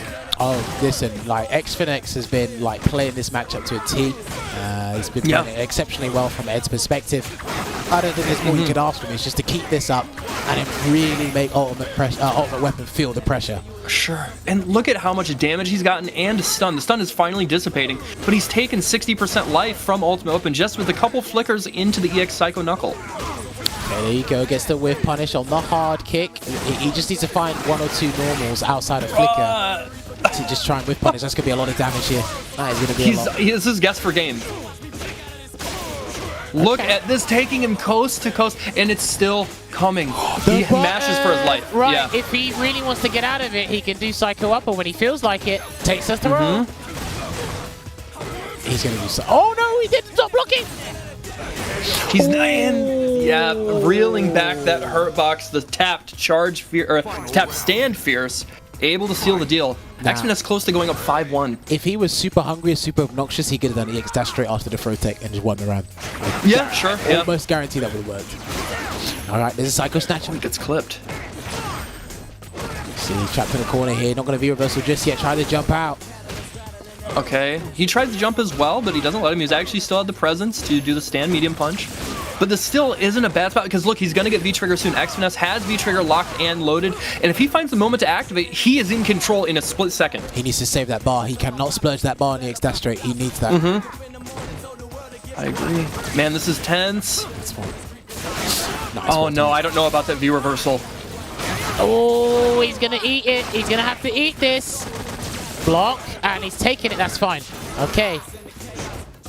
And look at how he took the... Oh, he actually got the side switch, but no conversion into EX dash straight that could have ended the round. Mistopheles, that was it. And he's scared of the dash straight. Oh, man, you got to close this out. You have to slow Finesse's momentum. Dash. Oh, okay. Okay, listen, whether hook or by crook, he was able to get it and end that 4-win streak. Now it's 4-2. Again, it looking a little bit shaky. He has these moments, right? But it's either he hasn't got enough charge, or he just wasn't charging at all. Because he didn't get the counter hit, crouch, and medium punch. You got the jab, just no special comes out there. Yeah. And again, there will be times, and you got to give credit to Finesse for having discipline. There will be times where, you know, look, the Balrog player is just going to throw everything in the kitchen sink at you with dash straight, dash low. They're going to do it. They will do it. Right? Yep. And having that patience to be able to overcome that and still try and find the victory in that round. Nothing short of amazing. Yeah, especially against somebody like Xfinesse. You know, it's not just random online Ed number 35. This is one of the very best in the world. So this is just Ultimate Weapon proving his mettle that he can hang with the very best that, you know, anybody can throw at him. He is that guy. He's got that dog in him. And there we go. Gets hit with the Psycho Knuckle, and he's going to be put in the corner. Full combo here. A couple of grabs will do it if he wants to. God. Okay. Yeah, that stun is right. Oh, it flips out of there, able to interrupt the flicker, and now V-Trigger's active, but a very crucial throw tech from Xfinesse. Okay, yeah. I like that he likes to do the jab, the test of his delayed teching with the roundhouse there. Make it safe regardless. Makes it safe. Right, and if he gets clipped by a flicker, he's dead. That AX Psycho Knuckle is just waiting to be activated. But this is what gets interesting, right? Because if he knows jab flicker will kill him, a backdash into like a dash straight will be perfect here. It'd be so perfect if he just understood the range. That's it. That's it. Wow. Yes, that is so much damage. My goodness. Do you know what? Something that you rarely see that I feel is one of the strongest things Boxer actually has is a super cancelable standing hard punch. I agree. And yeah, you don't see it that lot. I think really the only you don't really see it from Smug if he's using Balrog, but you do see it a lot from Pugera. Oh, we tried to whip punish that Psycho Knuckle, but didn't quite work out there. And he's just trying to slowly push into the corner. And there's a whip punish. It was right in his face there. That worked out. That was put on a plate for you. Oh man, but a whiff punish right back at you. No conversion though from Xfinesse. He does have V-Trigger active. When is it going to come? I like that V-Reversal. The throw will do so much, but so will that combo. He's going to wait again. Yeah, he's going to wait for another V-Reversal opportunity and then go for guess for game. Yeah, here he comes. Yeah, there you go. And he just takes. Smart. His tick throw. This is it. I feel, again, maybe like Ultimate Weapon's very good at asserting dominance, and I like the way the solidity behind Xfinesse's gameplay. I feel for Ultimate Weapon to kind of steer this back into his favor. Is he needs 1 or 2 bars of V-Reversal, maybe 1 or 2 bars of EXP, and just push into the corner, and then when he feels Xfinesse tries to escape, it's just easy V-Reversal. Yeah. That's what it looks like is happening so far for me, which makes him win these games. I don't know about you. No, I would agree. Honestly, the way that he, in these really clutch moments, has utilized his V-Reversals offensively reminds me a lot of, like, Punk and IDOM. You know, understanding that in certain situations, you don't need to rely on the V-Trigger to get your comeback. You know, if you're playing foundationally solid enough, and you get them low enough on life, you can use that in a situation where you get the advantage, and then suddenly it's a guess for game with a throw. What a neutral jump here, and he's going to go for the full combo. Yeah, he will. Is that a reset? That was a dirty reset. That was messed up. What the hell was that? I have to ask him about that. What the hell was that ambiguity there? That was crazy. Activation. Oh, the back throw. Tried to walk forward a little too much, steal too many frames. That was all because of that filthy reset. What was that? Yeah, and it didn't even do that much damage, but it really mixed things up and kind of threw him off his defensive game plan. Oh yeah, mental damage. Yeah, mental damage. That's all. Because the moment you get your opponent saying, "What the hell was that?" And he's like, Exactly. Right, just finding that space in there. Lovely whip punish with the sweep. Again, this character isn't really a whip punishing character, but he's got dash straight and he's got sweep for that. Good damage. Yep. Okay, this is looking bleak for Xfinesse. Now, he does have V-Trigger ready, but I don't know. It's going to be tough to mix him up that many times. We've really seen Ultimate Weapon shore up his offense, and he's not overextending. Ooh, there we go. Right, Ultimate Weapon's found his groove. He's going back to how he was playing in the first 2 games. Those light checks are coming back. They're being reintroduced. And just that kind of just forceful aggression and keeping him marshaled in the corner. That's coming back as well. Nice anti-air. Yeah, he's been so on point with those anti-airs. There haven't been many jumps from either of these players, and at this level, you don't see it a lot, unless it's a certain character. But neither of these players is really committed to jump so much, so for them to still be so on point with their defense from the skies is just a testament to the level that they stay at. I think Finesse is more jumping to really try and catch him on the off guard because he's trying to avoid dash straight and just trying to like sneak in a jump in, which is not working. Ultimate Weapon's jumping because he needs to get out. Yes, right. Therefore, his jumps are a bit more telegraphed. Nice dash low. Back to the wall again, X-Finesse. These last few rounds, he's really found himself with his back to the wall here, struggling to get out of the corner. There again, not able to react to that charge fierce. Still trying to shimmy. Lovely with punish into the psycho upper here. Gets a throw. Can he get another one? Is he going to play it safe? Big damage coming through for X-Finesse. Back throw should do it, but he doesn't even need it. He doesn't even That was so smart. He's adapting to the way that he wants to rely on that V reversal. And he's understanding, you know, again, if you're in the corner as Ed, you actually don't get much mileage out of the V trigger 1 because sure, you can use it as a combo tool, but utilizing it for mix-ups is where it really shines. And if they're in the corner, they can't get mixed up. They can just hold down back and block it, you know? But I feel that the V reversals are coming out because it's trying to reduce stun, or it's just the fear. Of course. And that's happened like what, 3 times now? I feel that that situation with the V shift. So he needs to be more cognizant of that situation. That ultimate weapon. Yeah. So he gets a bit more again because his defensive choices have actually been pretty good. Like I think he should have just a little bit more faith in his defense. Sure, yeah. It's hard against Ed, man. That character makes it feel like you're just it's never your turn to press. Oh, don't worry. I've been on the receiving end of that one too many times here in the EU. All right. Both pretty even on life here, but that EX dash straight hitting Ed right in the face, knocking him down. Now the positional advantage was in Ultimate Weapon's favor, but now we're back to the mid screen. Okay, just waiting it out here, and Flicker, yeah, sorry, I say Flicker. X-Finesse knows he can't really press some buttons at that range because Sweet's been catching him. He could be charging the dash straight. All right, there's the forward throw. And we are going to see, I wonder if he's going to use the opportunity to activate here, or, yep, there it is, off the stand medium kick. Throw tech, yeah, this is what he did, right, yeah, this is exactly what he wanted. So when he throw techs, it gives him more of a chance to assess the situation and then try and react accordingly. Let's try to take a big risk there, but it didn't really work out. Reset, good block. I really like that poke from Ultimate Weapon. Oh, and using the V reversal here, but man, he's still in a tough spot. Any hit will do it, and the EX dash straight, there it is. Wait, okay. Ultimate Weapon being stubborn, and every so often, at that range, this is what's interesting about this matchup as well. Super close range, that CQC range, right? Where dash straight is at its best. That's when he needs to be throwing out that jab. That's exactly what he needs to be throwing out that jab with Ed.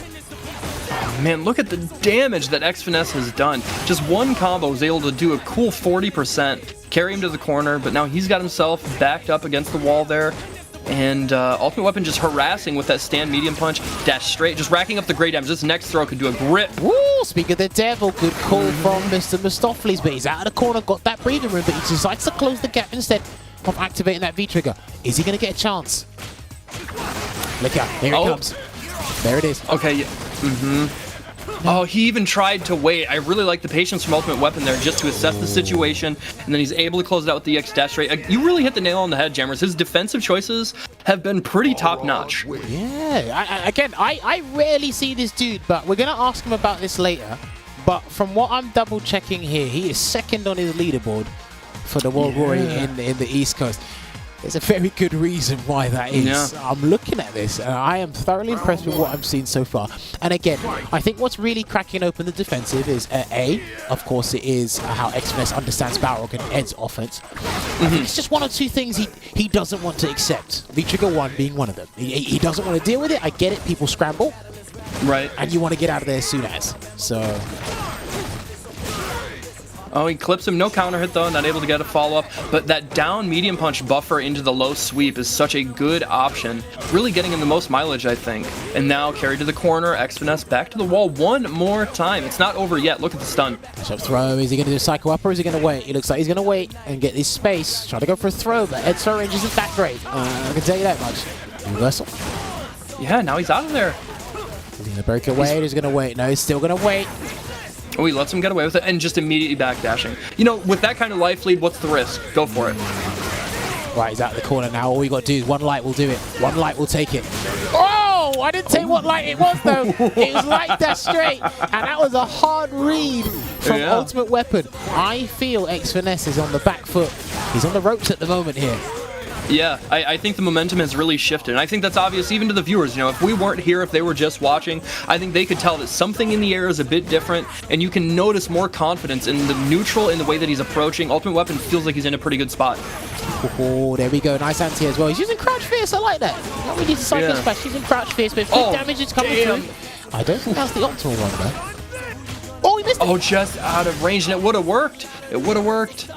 This is a good chance to activate Trigger if he gets it, because Ultimate Weapon has to take it. Right. But is he going to find the spot? Is he going to find enough room? All right, there it is. Now, how can he make this count?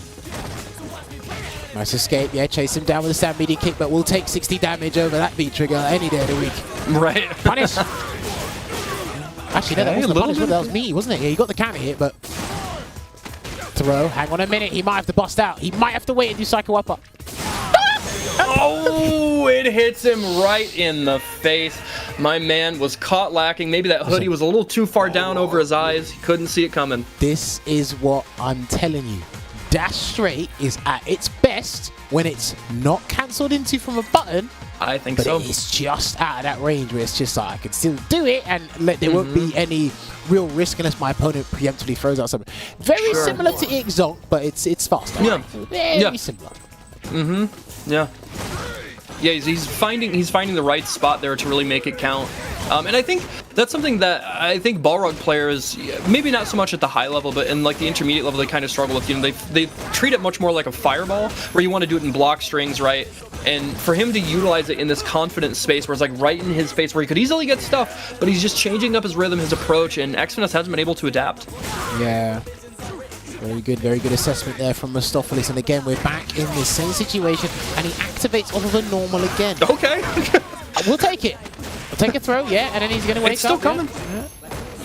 I don't know. I'm not used to seeing Psycho Cannon activate off of normal. I don't know if that's like a real, like, scary situation for the opponent. You know? Okay, man. Okay, another throw will do it. He's got to hold it, all that chip damage, and the delay Crouch Fierce crushes him into the sky. Another round for Xfiness. But it is tied up 5-5. It was looking very bleak just maybe 5-10 minutes ago. Ultimate Weapons really turned this around. Xfiness has to take this. And he done it on a -2 situation, because a lot of players default to throw when they put themselves in a -2. And he took a substantial lead from that. He's going to put out... Okay, so he's trying, but that was too far. That was way too far. Yeah, and look at the damage he ate too. And that is the risk you run, just trying to have some sort of reproach when dealing with that V-Trigger one from Ed. Yeah, he's dead. Dead. Oh! Actually, no. What? No. That was best scaling. Yeah. Take it. Just take it, because he's going to do dash straight activate soon. Almost certainly. Or maybe sweep. Okay, nope, off the down medium punch. Back throw. Oh, boy. Is he He's got going a lot to of take meter. all of this? Is he going to take all of this? Oh, I think he is. He's waiting for the trigger to run out. Yeah, he's going to wait for the trigger to completely deplete. But he goes in, and then he gets that standing medium punch to close it out, and now he's ending that streak, taking the lead back in this set here. Took a little while, found his rhythm, a bit shaky, because again, with the way that Ultimate Weapon was mounting that comeback, a lot of those rounds were going to the final round, to be honest. It wasn't that free. You know, it just felt like, okay, a couple of wrong decisions here and there. That's what Street Fighter 5 is all about. You know, the right decision as opposed to the wrong one. And something to note too, in the past couple games, we have not really seen the EX Psycho Upper coming from Xfiness. Earlier on in this set, he was utilizing that a lot to establish that momentum and keep it going, to I think dissuade Ultimate Weapon from how he was trying to make a comeback, but it hasn't been quite as present. That sweep on the dash straight was beautiful. Joe is so good. Hey, listen, when I know you've learnt your spacing on dash straight like that, yeah. It's rotate. And I noticed as well, both these characters do this. They can do crouching medium punch in the corner, and you're basically in throw range, so they both do it. So it's very interesting to see how they both react. And he got hit by the overhead. It's been a while since he's been hit by that. Yeah, that is something Ultimate Weapon doesn't really do. Again, he doesn't like to take those big risks. He doesn't have to. This is a dire situation. Again, he's trying to steal the momentum back, get it back on his side. Dead. Throw will kill. Yeah, but he won't do it. And he took the opportunity to find the gap, but he didn't go for the Psycho Cannon. He does it off the button now, and... Oh, okay. Oh, that's so cheap. So that's a legit mix-up, by the way, because if he does stand hard kick, I think he's +2 or +3 on hit. But the thing is, what did Ultimate Weapon do to get hit? Did he jump? Because he went airborne, right? I think so, yes. I think he tried to jump back. I've really got to ask him how he feels about defending against that. Yeah. I'm sure he doesn't feel great. I bet he has some choice words. Good block. I wouldn't be surprised if he Psycho Up it again, though. And he gets hit by the helmet! One last time. Wow, he's pulling it out. He's not afraid.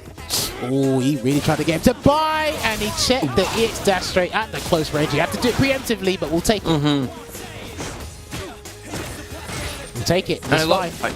I love the... Oh, and now he's adapting. He's not letting him get away with the V reversal.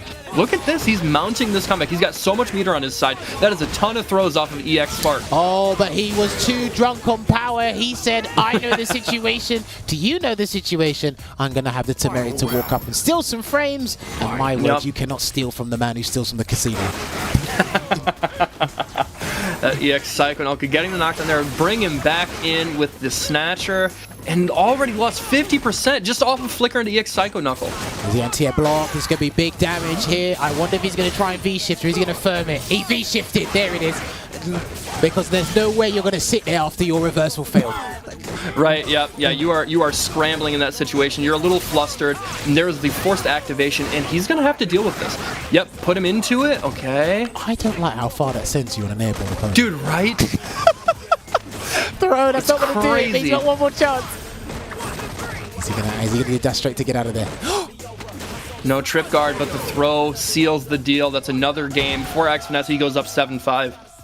Wow. There you go. Finding his rhythm again. I like it. Again, good call from this man here. He said you're going to see the rally of adaptation, the back and forth between these guys. They're keeping us thoroughly entertained. Hey, I want this to go down to the wire. Oh, yeah. Let's see if they can do it. Because, again, you feel Xfinesse runs away with it with the way he utilizes V-Trigger 1. And then Ultimate Weapon, whether hook or by crook, I don't know, he might not even be able to explain it. He finds a way to get out of it. He finds a way to get out of it, re-established control, and then we have a game on our hands, and then Xfinesse just goes, you know what? I think I can top you, I can get the one up on you once again with my offensive play. Oh man, what a check. And that is something I also have to point out about Xfinesse. He is so good at checking dashes. I really think one of the best in the United States. His reactions are on point. He's going to be able to kill. Super dead. My man said he's good at checking dashes. He's good at checking dash straight. Jesus. He's built different. He has tapped into the Matrix. Look at that. Let's see if he can go up 8-5 here. Hopefully Ultimate Weapon hasn't run out of steam. He might have to be more aggressive, but again, like Mr. Mustopoulos alluded to a minute ago, look, he's been checking dashes. Ultimate Weapon was doing it in the first half of this set extremely well too. And that's not easy against Ed. Ed has an incredibly fast, very deceptive dash. Very hard to deal with. Got the whip punish to Sam Face with his own Psycho Knuckle. He had to sit there and chance that. Put himself at risk. However, misses his throw. And that stun is above 50%. He's built up some gray life. Oh, yes, he preemptively stopped the flicker. He knew for sure it was going to come. Just going to harass him there. He didn't want it to happen. Just waits it out. They get the jab check as well. Yeah, he's not charging, but he needs a way to activate on hits. And he got the hit with his airborne. Yeah, he was looking for that, but the EX, he was able to hold off when the actual punch came out, so he caught him on the way back down. This is looking a little grim for Xfinesse. Well, if he builds up enough gray, he went for the V reversal and said, I thought he was going to go for another situation. Good interruption. He's got to hold this. Yeah, he has to hold it. Do you know what? If this is the way he feels comfortable dealing with it, do it. Yeah, sure. Oh, he challenged. No V-trigger to cancel, though, but he's still in a good spot. You couldn't do that. Look, you can't not at that range. If you're going to have that bar, and Ed's got the bar ready and waiting, he says, please do it. Please test my one-button reaction, please. That's all he wanted. And like, not only that, but considering the type of reversal Ed has, compared to other Shotas where they go airborne, you might get lucky and they actually launch into the air and don't hit you. But Ed doesn't have to deal with it. Got a ton of active frames, and it stays on the ground, so it's like way easier for him to deal with. I do not blame Ultimate Weapon for trying to just basically nick the round. However, he was too far against a character that's got a one-button reversal. You were way too far for that to work. If he was a little bit closer, he would have blocked it. But he had too much time, and I believe, I'm not sure if it's significantly slower, but it is definitely slower dash straight when you do it from half screen as opposed to right in that space. So. Right. Yeah, it starts up the same, but like there's a point in that mid-section where it really slows down and becomes much more telegraphed, easy to react to. But man, right now Xfinesse is just chilling with his shoes up. He is not pressed. Right, okay. That's going to end the round there with the Psycho Upper. Good stuff there to Xfinesse. I just feel Ultimate Weapon is trying to delay the inevitable when the V-trigger's out. It's like, okay, I'll stop you from this one mix-up, but it doesn't mean the mix-up is gone. Crush counter. Man. Yeah, another crush count right back. No EX dash straight there, but he's still in a good, solid 40, 50, 60% life lead, and there's the stun. Don't spend any bar. Do not spend any definitely bar. don't. Yeah. Just keep it there. He's got 3 dash straight, so he's got a super. Take your pick. There's his throw. Yep, tried to go for the throw. There's the V reversal. Now, are we going to see a throw this time? Trying to beat out the shimmy and the super ultra mega delayed EX reversal. I'll take that. And he stole a turn as well, but he's going to be pushed back. Dude, it's still on the screen. It's fine. It's fine. It's fine. That is a long one.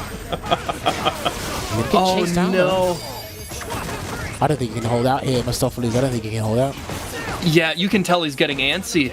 He's really feeling the nerve. Okay, there's the EX dash straight, and the throw does it right into the ground. This is good discipline there from UltimateWPN. Let's see if he can take this round, because if he goes 9-5 down, Eesh. That's a tall order. Yeah, it's a very tall order for someone who's been playing like this. All right, there's the check, and back throw will do it, and he went to shimmy instead. I respect it. You know, you do not want to give X Finesse and that V Trigger one the chance at a mix-up comeback. You don't want to let that happen. Oh, what? He's still alive? Oh my God! Back throw, the back throw. Oh no! He's gonna wait. He's just gonna wait. Oh. Okay. If you're gonna do dash straight, do it at that range. There you go. Yeah. Uh-oh. He's got to firm this. I don't know how he's going to get out of this. And he did! He worked his way out! He worked his way out. All right, the ingenuity, the creativity is coming now. If he has to give you this false sense of control just to be able to just haphazardly jump over it, I'm good with that. As long as you don't make it predictable, I'm good. Because, listen, you and I have watched this game and Ed long enough with that V-Trigger. It's like, yeah, that guy is going to jump any minute now. And it's like, listen, it's not about when. Oh, sorry, it's not about how, it's when. Yes, that is what's going to happen. Hey, man, look, the cow jumped over the moon. If he jumped over it that easily. Yeah. Okay, there it is, that 3-piece, using the stand medium kick to space himself out there, trying to gain some ground out of the corner. They're not quite at the range to get the punish on the dash straight, but he does dash up and steal a turn. Oh, the best frame trap in the game with throw. Yes. Yep. Trying to be able to dash punch, no such luck. No buffer on the down medium punch, and I think from that range it probably would have whiffed on Psycho Upper anyways, so just use it as a poke. Okay, goes for a throw. Can he sneak in another one? No, Psycho Upper was there at the door waiting, and this should be, too much scaling. Yeah, for sure too much scaling, but it is guess per game. Man, he gets to take him coast to coast. So he has to block it. Oh. Do you know what he hasn't done? He hasn't done EX Screw Smash, the armored move. He hasn't done it. You know, to be fair though, I actually think specifically against Ed, that move is like exceptionally bad because he really likes to press. He likes to pressure with crouching moves, and that doesn't hit crouchers, right? Yeah, I still think the armor will catch him at some point. It only just crossed my mind now. I feel maybe he might find something. We'll ask him afterwards if he never uses it. Sure. He might have the same reasoning you do. So. Yeah. Alright, X-Finesse finds his way out of the corner there, and now he has switch sides. No whiff punish. Well. I mean, he could have swept, but... yeah. But it's, you know, it's hard in situations like that. You just want to press something, right? So you normally go to your best counter poke button. Okay, he's going to take it here, all the way to the corner. Not really going to get it. Yeah, he'll tech and then block. Yeah, he's going to keep it simple. If he can find a way to just tech the throw so that the animation gives him more time and space, I think that's what he wants, but that's what X Finesse blew up earlier with the stand hard. Exactly. So. Yes. It's that's like level 1 of a high level Ed player. That's like they're trying to get you to throw tech so they can catch you with the stand heavy kick. Right. If he's gonna dash straight, he's got to do it now. There it is. There's one. Okay. Oh no, the defensive back throw, and he's gonna have the chance to build V trigger. It is. Just wait. Oh no, I don't know what's gonna happen here. No. He doesn't want to give him the. He doesn't want to give him the easy V reversal. What a throw tech! My God. That was the wrong choice. He backdashed because he allowed to activate. He's gonna have to firm this. Oh, he got caught low. Now, just like that, X Finesse on the verge of winning the set. Yeah, I wonder after that throw tech, did he backdash because he wanted to avoid a button or maybe something else? Because if you backdash from that situation, you just basically gave him a free. Yes. Yeah, man, you just had to deal with that. But again, you know, it's like you can't blame him. You know, it's like it's so tense, right? Because not only are you gonna have to deal with the inevitable V trigger getting in your face, but Ed's dash covers so much ground so fast. It's like he's gonna be right next to you anyways. It's hard. Yeah, look, we're just backseat gaming at this point. I'm the whole shoulda, woulda, coulda guy. So. Yeah. The backdash there from X Finesse again. He's gonna be brimming with confidence right now because he is technically on set point.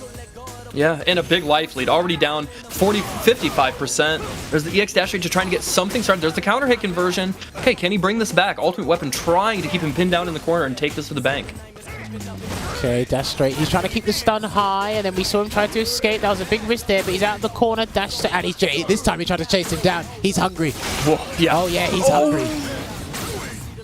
Block it. Yep. Oh no. Luckily enough, he's still alive. Hasn't got any meter to work with. He's got to deal with it. Yeah, he's got to deal with it. And that was 100% just to get him to use the V reversal. That's the only reason he did that. Oh, no cancel! Wait, rare footage of an Ed player not doing EX Psycho Knuckle after the flicker. Right? Is there like a certain window you have to do it? Didn't know that. I don't think so. I'm not sure. I hope not. Don't make that move have any sort of complexity to it when it needs to. Yeah, right? Yeah. We need it to be brain dead.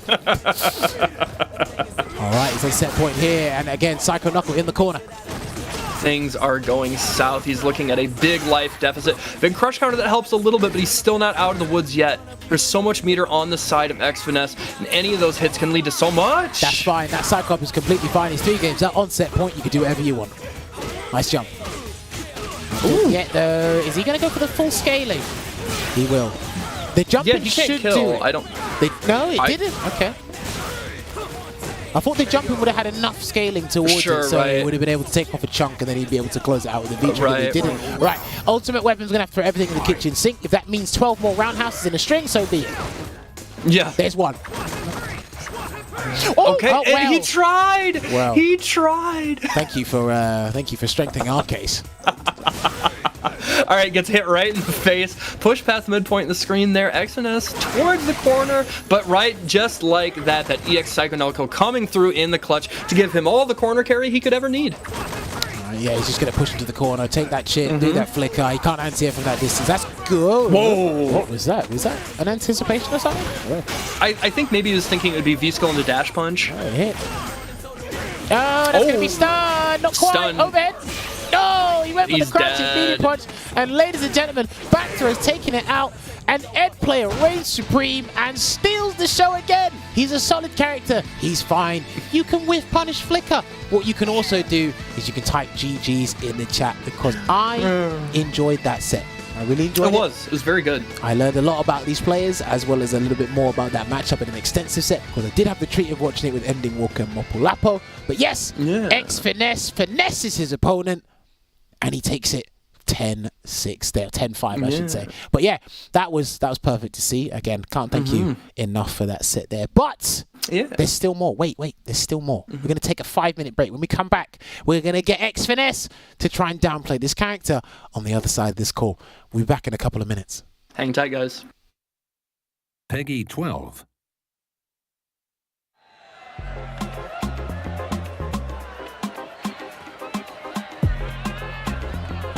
Come on, crank that beat. Yo, party people, everybody still cooking? Oh yeah, now you got it.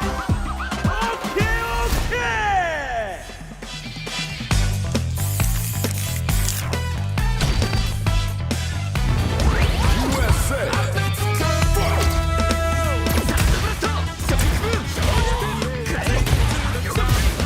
Now, let's go.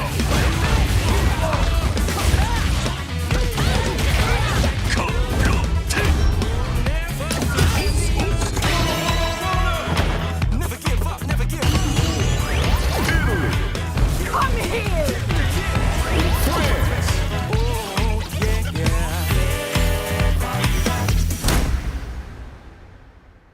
He was obsessed, you see, with finding an appropriate vessel for this power. Showtime, baby. Prepare. Fight with all your heart! An honor, to be sure.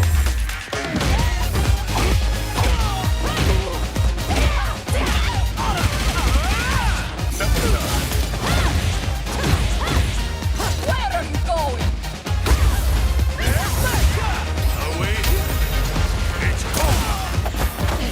Let us begin. No! One more!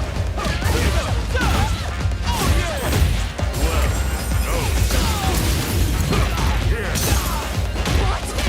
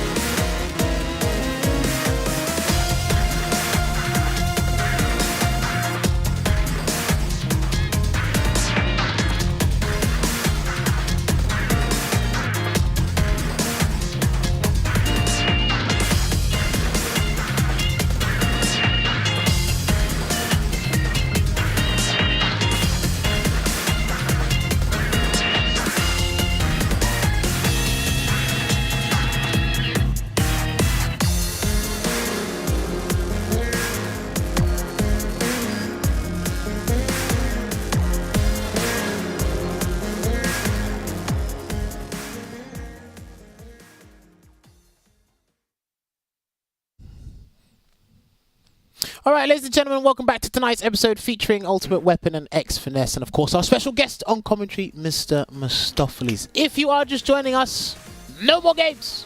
It's done. Yes. We've had a great set. If you joined us, well, your timings are just late, or you just don't know when we're on. And, I can't help but question you and your timings, unless you had a late day at work. Anyway, yes, Mistopheles, good to have you back. Let me find out, have we got Ultimate Weapon and X Finesse here? Can you guys hear me loud and clear again? Yes, sir. There's one. There's X Finesse there. Hey, Hey, yeah, I'm here. You hear there me? we go. Yeah, okay, cool. Good. All right, gentlemen, that was, I really enjoyed that set. X Finesse, well done for taking that 10-6 over Ultimate Weapon.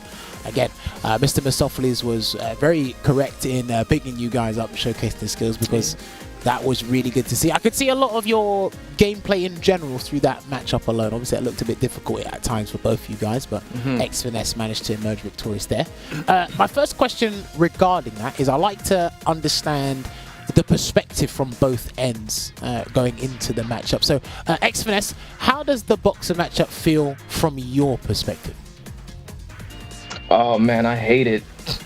I feel like I feel like I can never get into like position because then I'll eat an EX straight. It just throws me off my game all the time.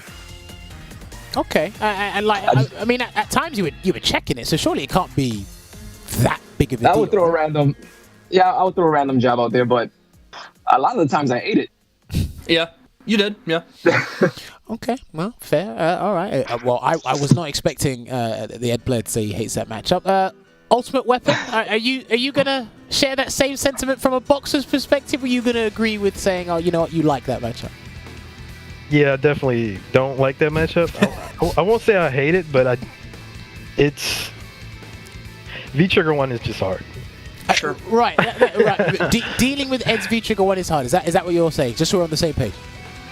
Yes. Okay. Yes. Now talk to me, because it looked like you tried a lot of ideas. Some of them worked, some of them didn't, but ultimately you were scrambling against that V-Trigger.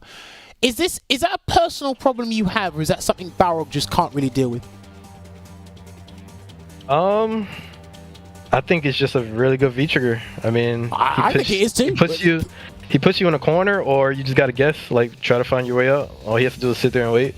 I mean, like, you handled yourself most of the time. I think you were fishing for... It looked like to me you were fishing for throw techs a bit too often to give yourself a little bit more time and breathing room just to assess it slowly coming at you. I mean, you went for the V-reversal option a fair bit. I think you jumped out one or two times. But I think, ultimately, from mine and Mistopheles' perspective, please tell me if we are wrong, you didn't look comfortable dealing with that from start to finish.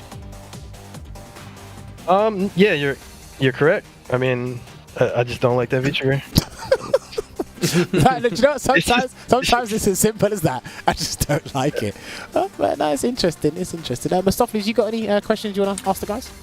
Yeah, so Ultimate Weapon, I'm curious, you've talked about feeling like V-Trigger 2 doesn't really like carry enough weight at like the highest level, right?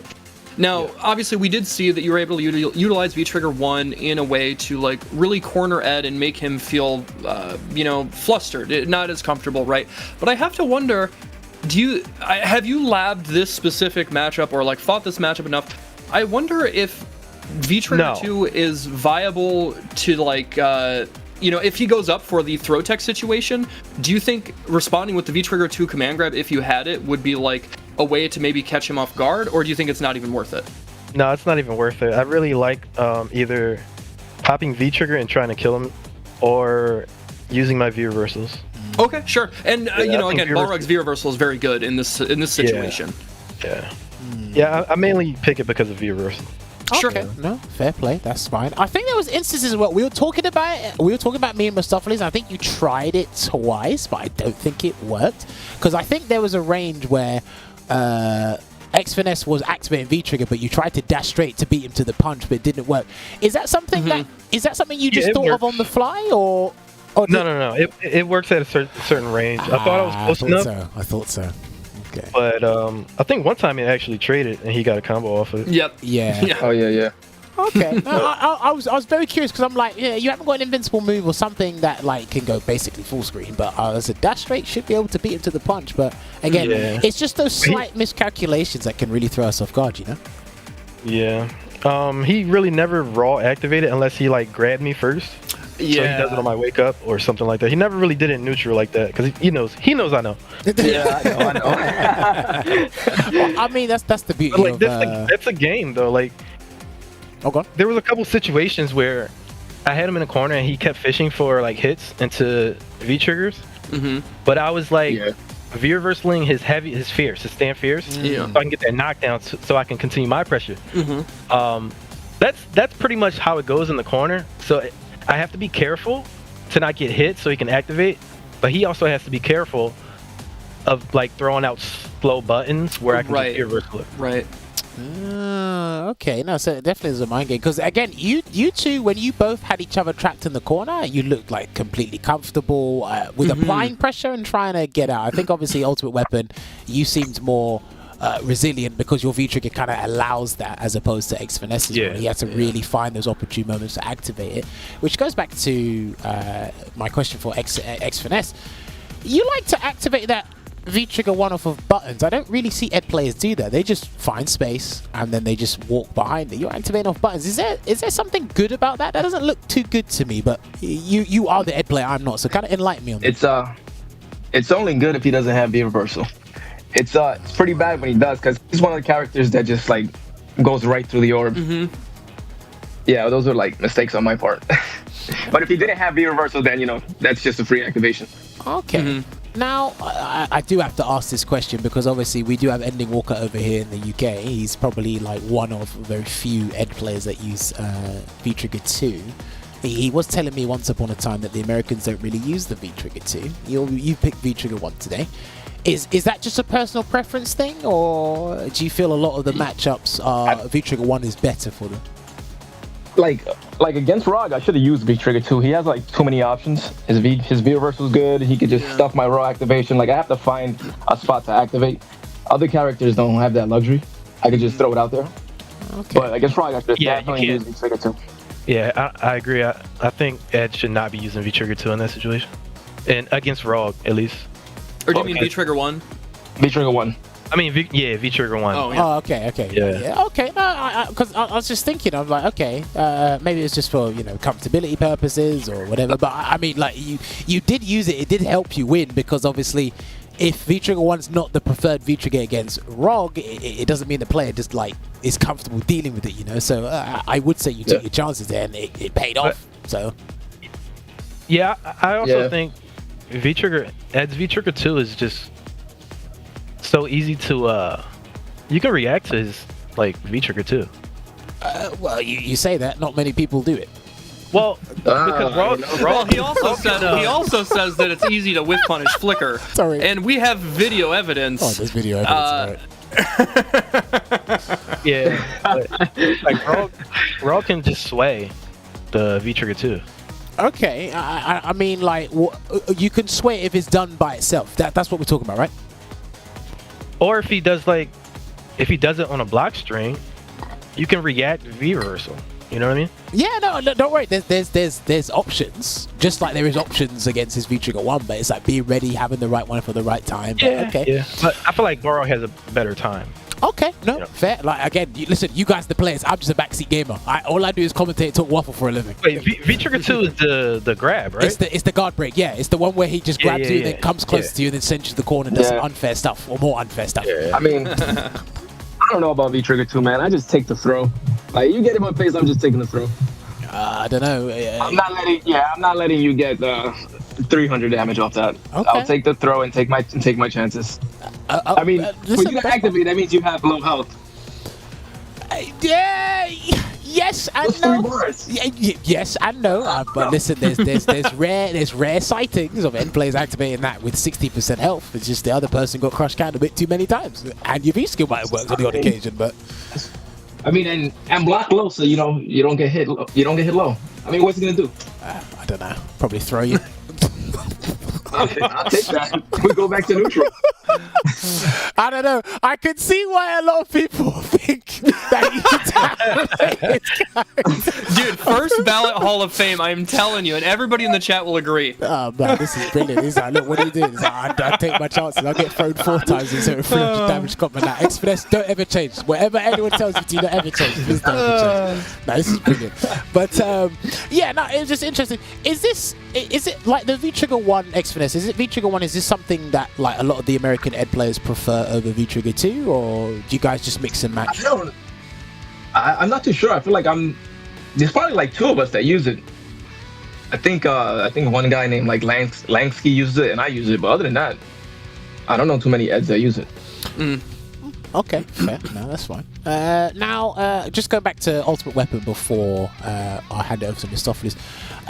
Ultimate Weapon, talk to me through how you spend meter in that matchup, because it seems you were very relentless with the EX dash straights and the dash slow. Is it just beat Ed to the punch and overwhelm him in the corner, or is there like more of a strategy behind where your dash straight placements are? It depends where you are. Like if I'm in the corner, EX dash punch pushes me out the corner. So on hit or block, I'm just trying to push him away from me or away from the corner. I've noticed towards like when he started getting comfortable towards the end, he's like walking back and forth, and I started doing lows more. Yeah, because I think the way you guys adapted to each other was very interesting, because it didn't look like there was no real 8-way mix-up. It didn't look out of this world what you guys are doing. It was just like, you know what? Let me slow down a bit here.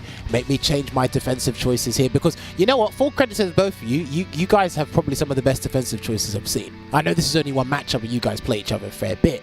But how you both handle situations in the corner, as opposed to certain moves in the mid-screen as well, it was actually really good to see. And it was a good back and forth. So I really got to applaud you both for your defensive choices in that regard there. Mistopheles, you got any other questions you want to ask these guys? Yeah, so I have one for X-Finesse and then I have one for Ultimate Weapon. X-Finesse, something I'm curious about is we didn't really see it until about the halfway point in the set, and then there were a couple games where Ultimate Weapon was on a bit of a hot streak and won, I think, like 2 or 3 in a row. And you had slowed down, and then you brought it back out. And I'm talking about EX Psycho Upper from Ed.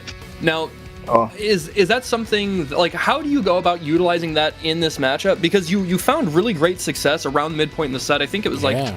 It's like 5-3 or something like that, and you had gone on a roll, and there were a bunch of times where you're interrupting his pressure, the way, you know, you were even like really delaying it on your wake up.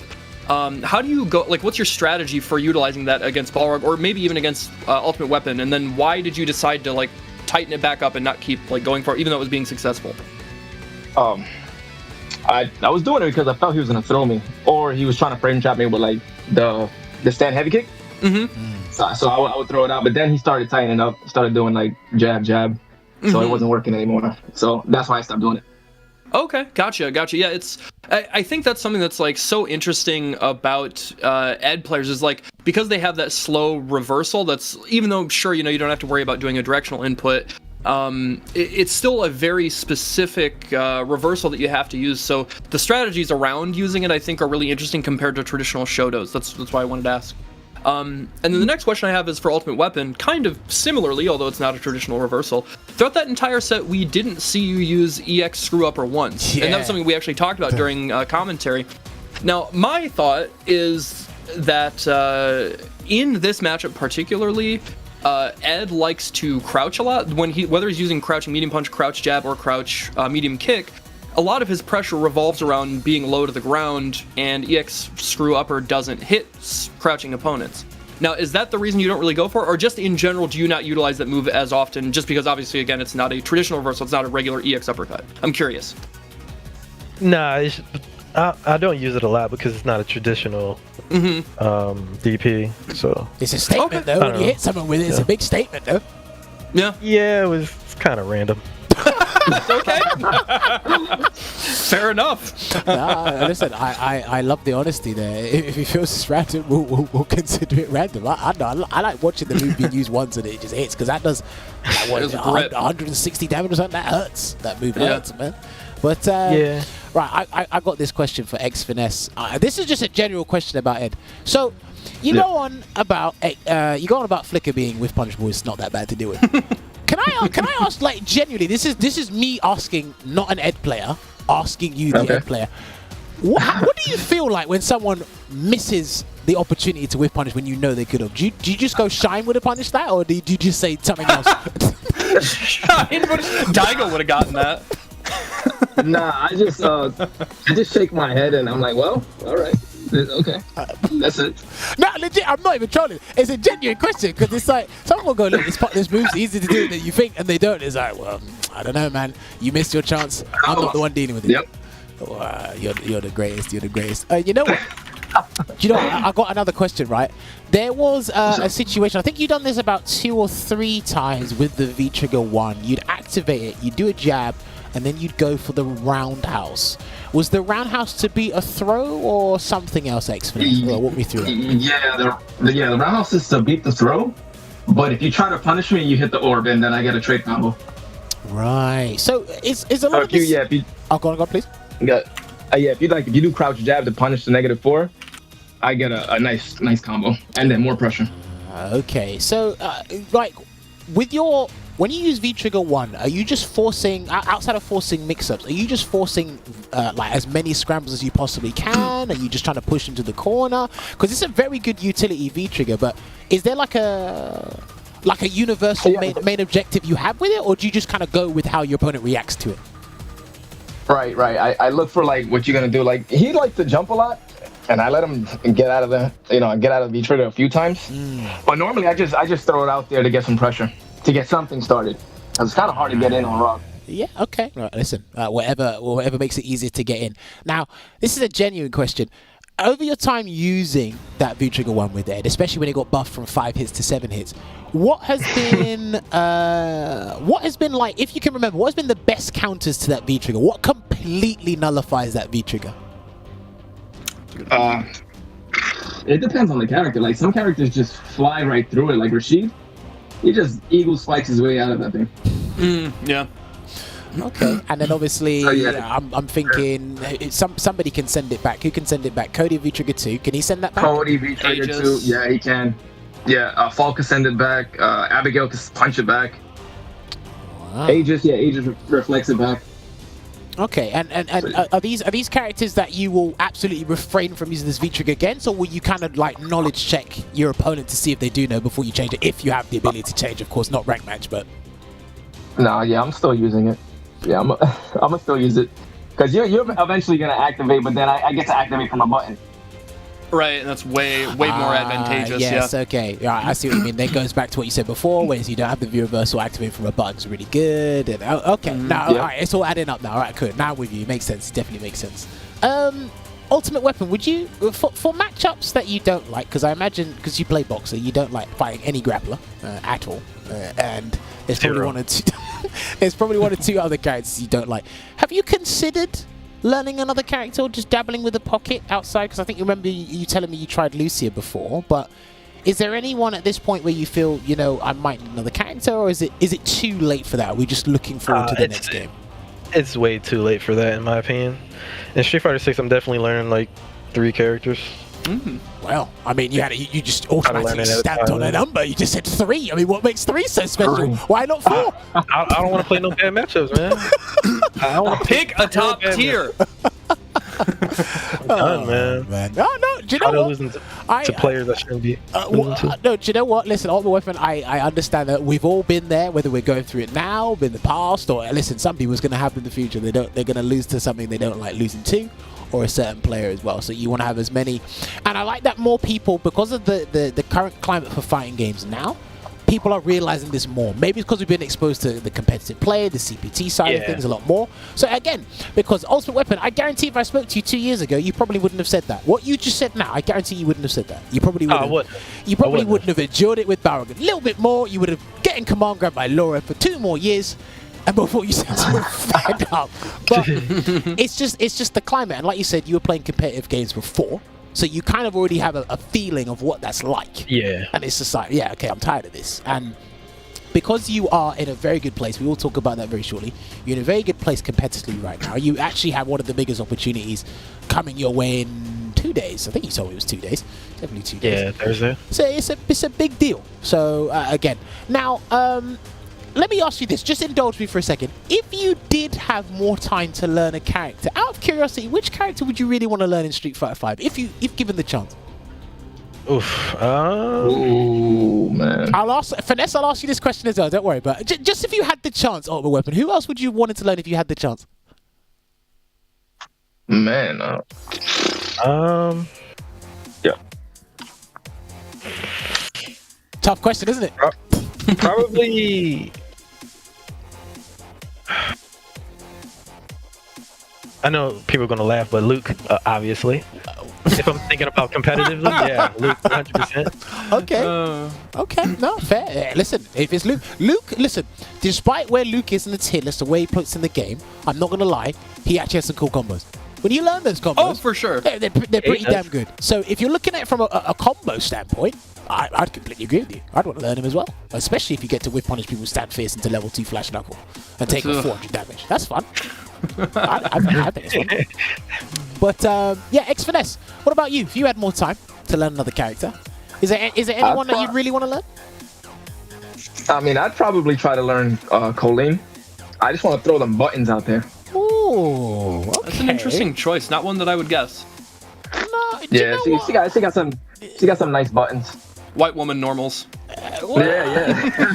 No, this is interesting because you're saying Colleen now, but you said you've been playing basically since she was released because you played since season 2, or you played Ed since season 2. So yeah. I'll go on. Like I said, I just get stuck with one character. Wow. Right. Are you going to be stuck? Are you going to be stuck with one character in 6? Nah, I'm gonna do two. Wow, everyone's stamping a number on these characters, aren't they? Like, you're all certain for the games even come out. Nah, you lot. Nah, 3's too much. 3's too much. That's too do you much know juggling. what? No, I beg to differ. I think it depends on the game because I guarantee you, right? If you wanted to right now, X Finesse, I think you could learn 2 more characters. The only reason I say that is because I think you've been playing this game long enough to understand how the system works at its core. Sure. And when you understand the system, you can pretty much learn anybody, maybe except Dowsett, because that takes a little bit of skill. I will say that much. I don't want to say it, but I will say that much. But I guarantee you, if you wanted to spend maybe 2 weeks learning Colleen, and then, heck, we'll throw in, maybe if you really wanted to go for the gusto, pick Dan and learn the taunt cancels. You already know how Street Fighter 5 works. You just have to know how they individually work in those areas. So, while some people, yes, depending on how you juggle things and whatever, 3 characters, maybe too much. Maybe it depends on the 3 you look at. Because if you learned Ed, Falk, and Abigail, is that going to be difficult? I don't think it's going to be difficult. Yeah, no, right. Case in point. So there you go. But no, I can understand where you're coming from. But Masophiles, have you got any other questions you want to ask these 2 before we move on to SF6 related questions? I guess the only other question I have, hold on, I actually need to double check this. So I guess, yeah, the only other question I have for Ultimate Weapon is just regarding World Warrior.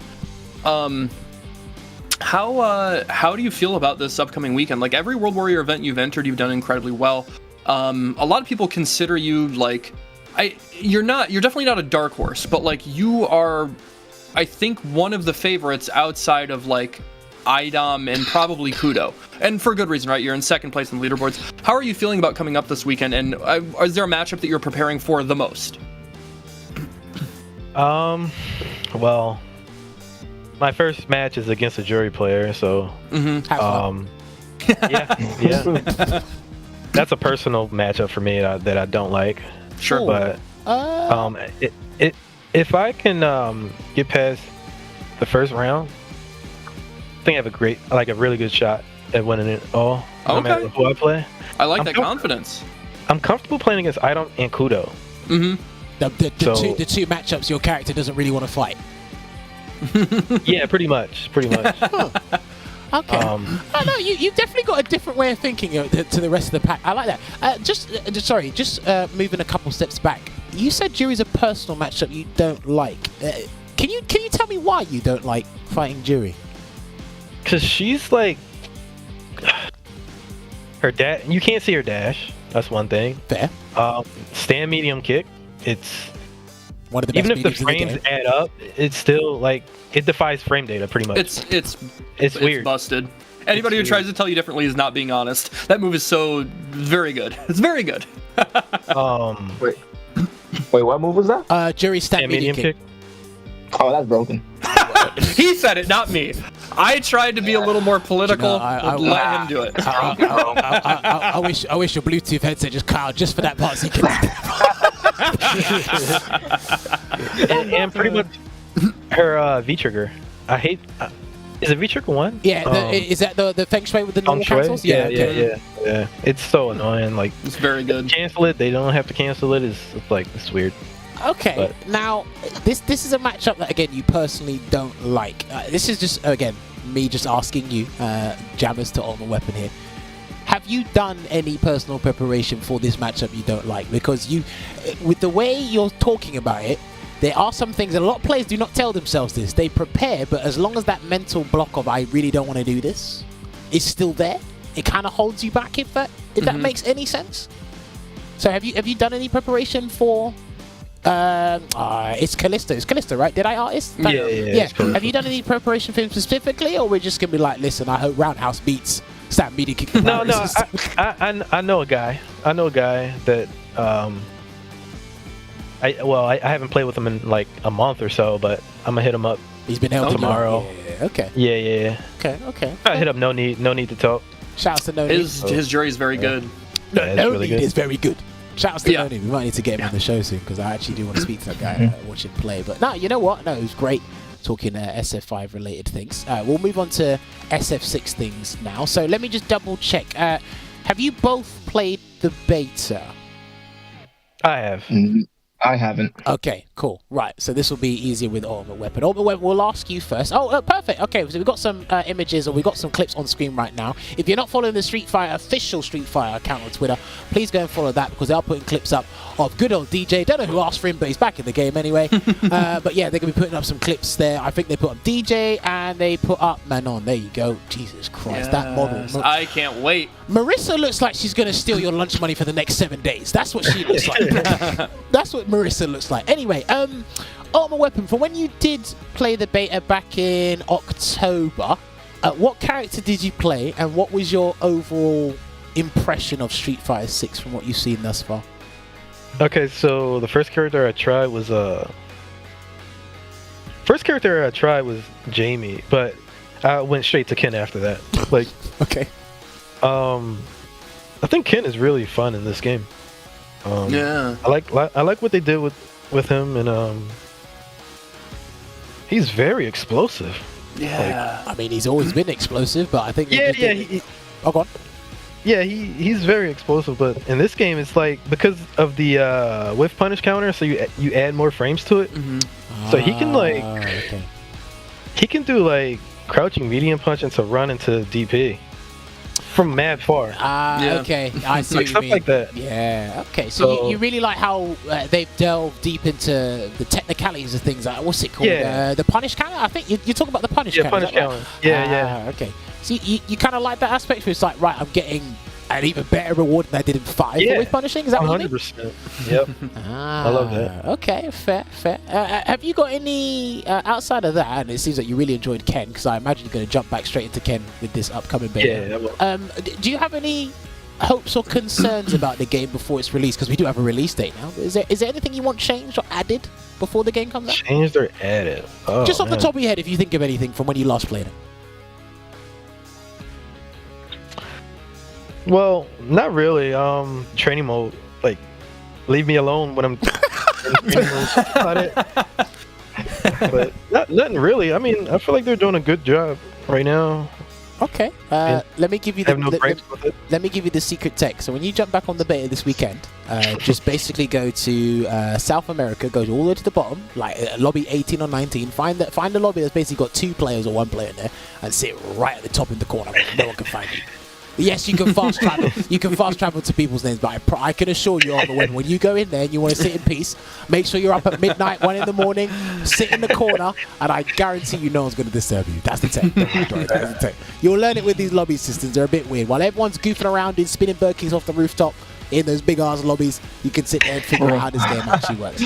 But Xfiness, you did say you didn't play the beta. I imagine you watched some streams or a fair bit of it when the beta was live back in October? Hardly. I saw a few things, but other than that, nah. Okay. I didn't really watch it. Let me ask you, from what you did see, do you have any genuine impressions, or are you just going to wait until you get your hands on it this weekend? I mean, it looks okay. It looks good. I'm just trying to figure out, like, why is everything negative on block? What's going on? Ah, okay. So you're thinking about the frame data. So all right, Yeah, let me pose you this question. Do you think everyone should get free pressure to a certain degree, or do you think they should earn it? I mean, if they're getting in, then they earned it if they're in. Whether hook or bag or crook, if they get in, they should deserve like a +3 normal or like a +4 something. Yeah. Think, okay. Yeah, they gotta get something. Like, if I'm fighting Sim and I get in and everything is negative, what do I do now? Okay, fair. There's more than one way to start offensive pressure. Now, I don't know if you do know, when you do use the drive rush mechanic, it adds 4 frames of advantage onto the next normal. So if something was like -2, when you do the drive rush cancel, you got to spend a bit of bar, but it'll become +2 because you add the 4 extra frames. Okay. Maybe, or I imagine frame data was designed with the drive rush system in mind. I don't think they want people getting as free of frame traps as they did in 5, because 5 is a very offensive game. I think you are probably the only person who said, why is everything so negative?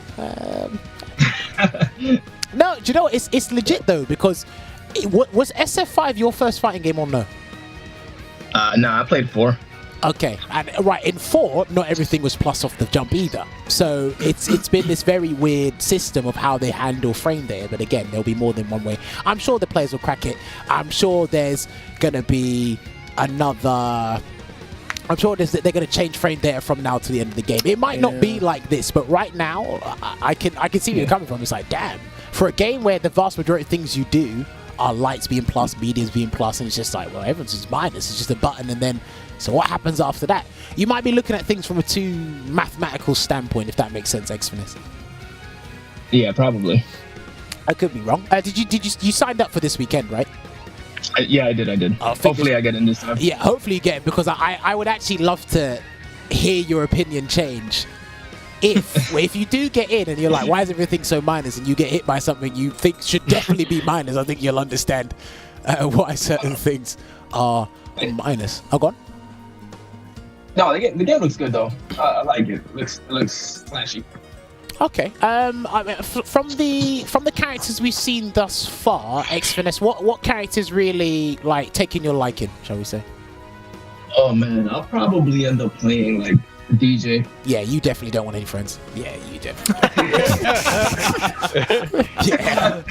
Brutal. Play DJ, and then if Ed drops season 1, I'll play Ed. This guy does not want any friends. he literally there's like 12, 14 other characters. He goes straight for DJ. That's unbelievable. That's unbelievable. Who are you guys playing? Jammers and Mustaflis? I was playing Jury in the beta. But when the game comes out, I'm actually looking forward to trying JP and Marissa. I'm actually really looking forward to how they showcase Cammy as well, actually.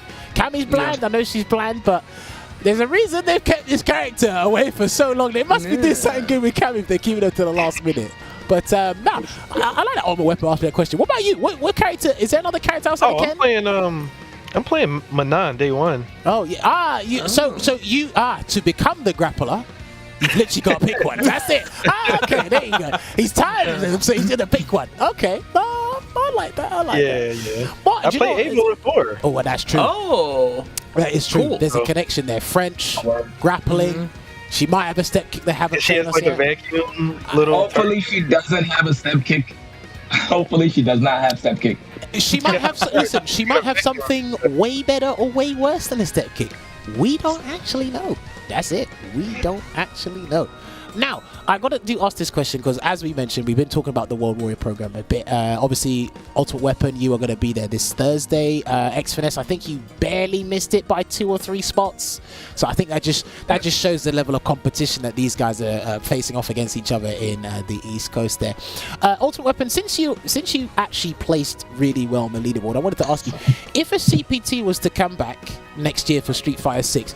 Do you think the World Warrior program should return along with it, or do you think it should be dead and buried with Street Fighter 5? I think it should return, the World Warrior.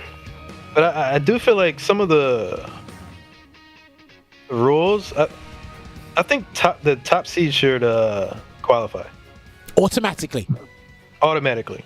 Okay, you trust me. You're not the first person to say we had this last week. We had this last week with someone. So I love it when the players themselves who've been doing well say this. So you're saying whether it's a small margin or a large margin, if you are at the top spot, they should automatically qualify. Automatically qualify. Okay. If there's gone. different World Warrior tournaments and you're number 1 in points, you should automatically qualify.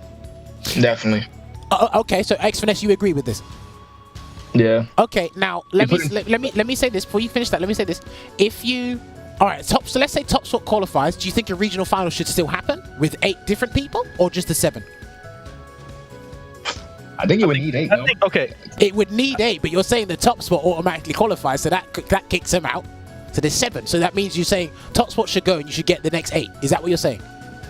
Yeah. So you're saying 2 people should qualify from the regions? I feel like I'm interested in this, please. I'm interested in this.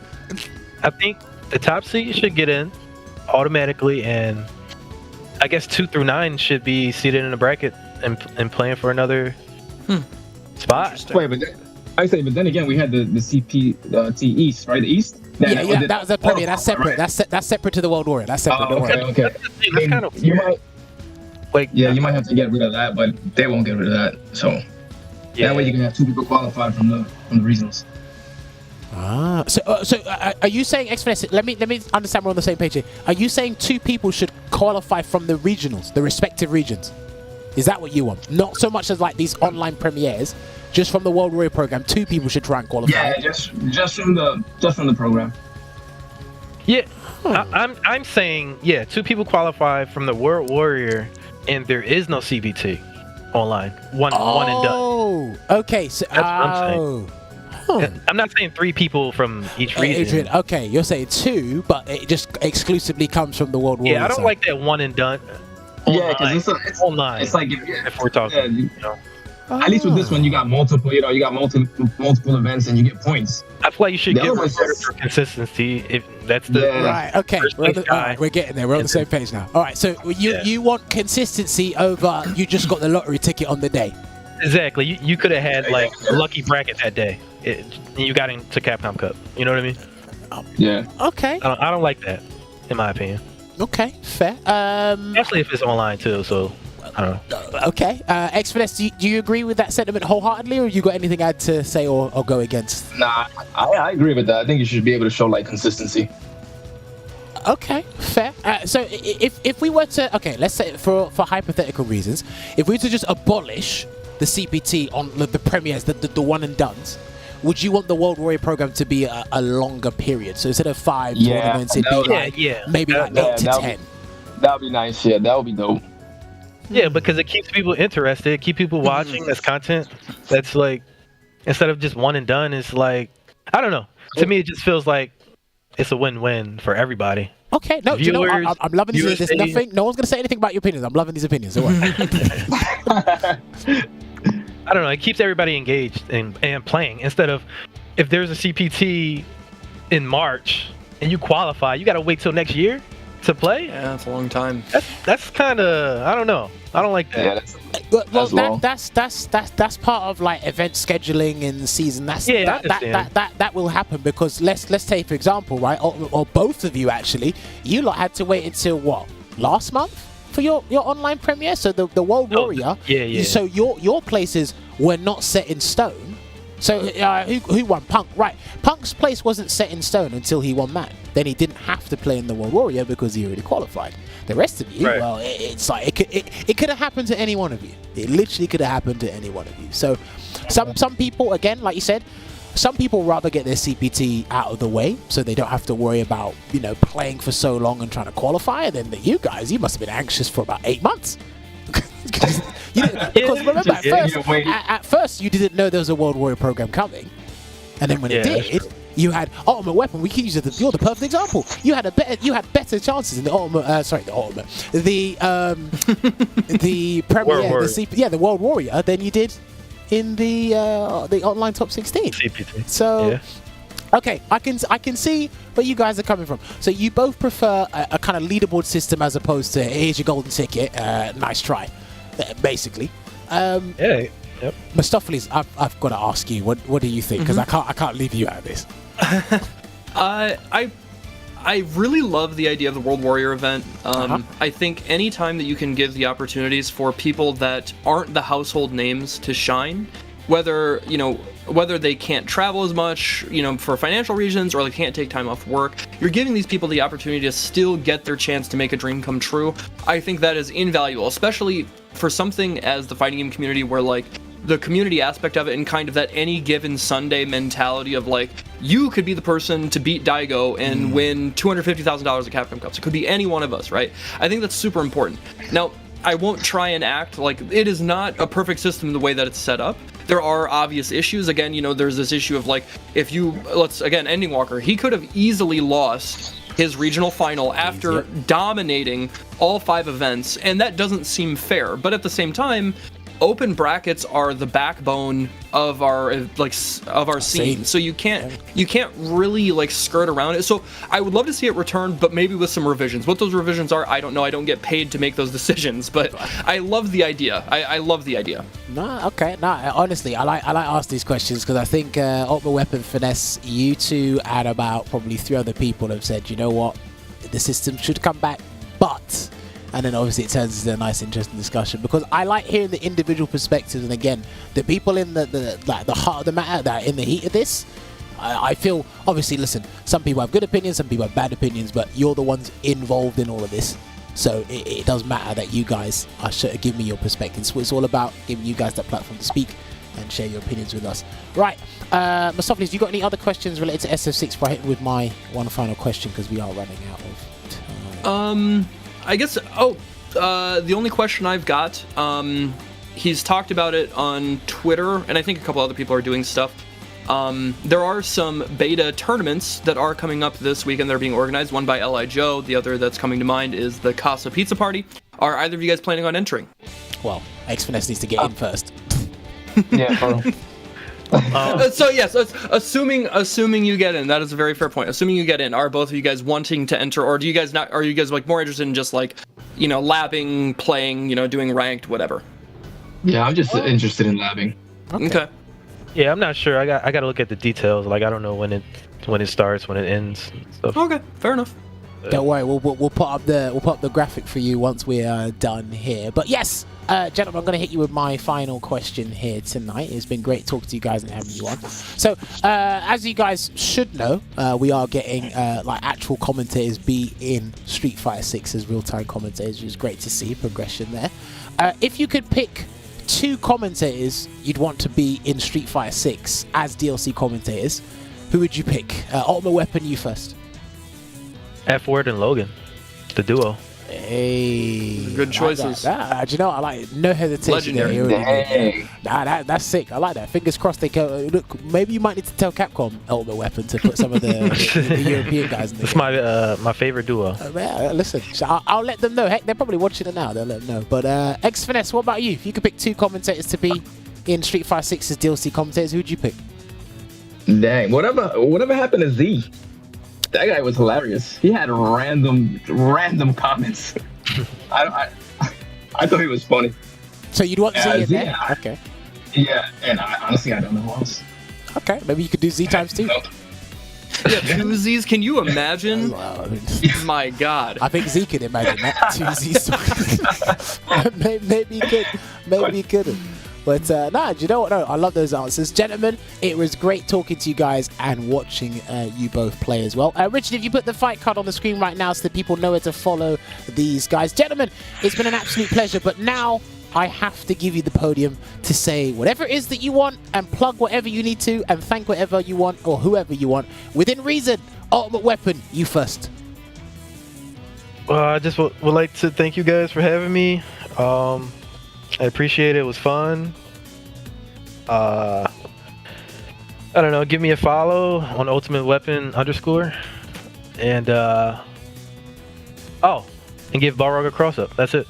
I cannot believe he said that live on the community manager in the Jesus. back. Clearly said that live in front of the community manager. I'll make sure you do not get that cross up ever. Anyway, make sure you watch Ultimate Weapon. He's going to be playing in the World Warrior Regional Finals this week, 2 days from now, so keep an eye on that. X-Finesse, you could downplay your character a little bit more. The podium's yours. Nah. I mean, that is okay. That is okay. He's okay. And shout out to Shoryu, Fitted, and God Pumps. I've been playing those guys since 4. It's like 10 years already. Damn. Long time. Yeah. Oh, and shout out to Frenzy. Scrub. Oh man, these guys are the best indeed. All right. Shout out to Sanford too. Okay. Okay. Shout out to Sanford. Yeah, I see him in chat. Hey, shout out to Sanford as well. But yeah, putting on the show. Gentlemen, it's been a pleasure talking to you guys. Yeah, when you're ready, you guys can leave the Discord call so myself and Mr. Mastopheles can close out the show. And I'll thank you guys for coming on the show once again later on tonight. All right, thanks. All right, See you take guys. it easy, gents. Yep. What a show indeed. Again, can't thank you enough for that. Showing some of the best that the East Coast has to offer. And again, they are just similar to the UK. They are in a very dense region. So when the guys jump on for, whether it be a World Warrior, whether it be an NLBC, or whatever it may be, these guys are putting in the work, and from start to finish, it's not going to be easy for these guys as well. But I mean, overall, you've been here. This is not the first time you've been here, but did you enjoy the show once again? Oh, absolutely. It's always a pleasure working with you, Jammers. You're a consummate professional, and you make it very easy. And that being said, as well, like the production always runs smooth. Thank you so much to Mark and Rich for wanting to have me back on, and just give me this opportunity. It really means a lot as I'm, trying to keep advancing my career as a commentator, get more opportunities. This is the biggest stage I could be on for the moment, so this means a lot. So thank you guys so much. And of course, I was really happy that Ultimate Weapon and X-Finesse did want to come on and just, put on a real fireworks show for us, really showcasing these two characters at the highest level, what that means, and, prepping for Street Fighter 6. I'm very, very excited for things going forward, yeah. Fingers crossed that X-Finesse gets into that beta. And again, like we said, you can see Ultimate Weapon in the regional finals for the NA East this weekend. He's going to be going up with the likes of Kudo, IDOM, NYC Furby, Spaceboy, Mylin, Callisto or Deadeye Artist, and Metro M. That is one you do not want to win. Punk was going to be in there before he qualified, but now it's going to be more difficult indeed. I think the bracket's already up. I think things have already determined with these guys, but that is something you do not want to miss. I'll tell you what you also don't want to miss is Street Fighter League EU. We had our week 10 last week, so all the episodes are up on the YouTube channel right now, and we are splitting up the matches from, I think the first 2 weeks are up, but we're going to be splitting up the matches from week 3 up until the latest week on the YouTube. They're going to be uploaded sporadically, but we're getting them up there so you can follow your favorite players specifically and follow the matchups and study them as much as you like with all your favorite players. You can head on over to StreetFighterLeagueEurope.com to find out more information regarding or revolving everything around SFL EU. Yeah, but it doesn't stop there. There's SFL US still happening as well. You thought Street Fighter League was done over in these next of the woods. It is not. There is going to be more SFL US. I think we're heading into week 10 or week 11 for that, because I think 1 week there we're off because of Thanksgiving, and then obviously they went back on track as well. We're going to pop the website on the screen very shortly for you guys. And again, same rules apply. You can head on over to the website to check out all of the necessary information, the schedule. The replays are up on YouTube. They split their replays up all often and quite frequently as well. You'll be able to see your favorite players. There they are. They're going to be coming out with a full episode of week 10. Yes, week 10 is coming out this week. You can see DCQ up there with week 9. And again, things are shaping up incredibly well over there. You can see the schedule, the teams, the standings, and just see how everything SFL US is happening there as well. I didn't mention this at the top of the hour. I'm going to mention this now. Do not forget, there's an LCQ happening for the CPT finals. They have been announced, and there is an LCQ. Last chance qualifier, everybody's favorite. Apparently, it's easier to qualify for the cup for the LCQ than actually going and accumulating points over the year. A wise man once said with Urian. Anyway, it's going to be happening February 12th and the 13th there. If you do have the time, if you do have the money, because the Capcom Cup is going to be a week long. the longest Yes. it's ever been, with the most number of players that are ever going to be qualifying for the Cup. They're going to be there.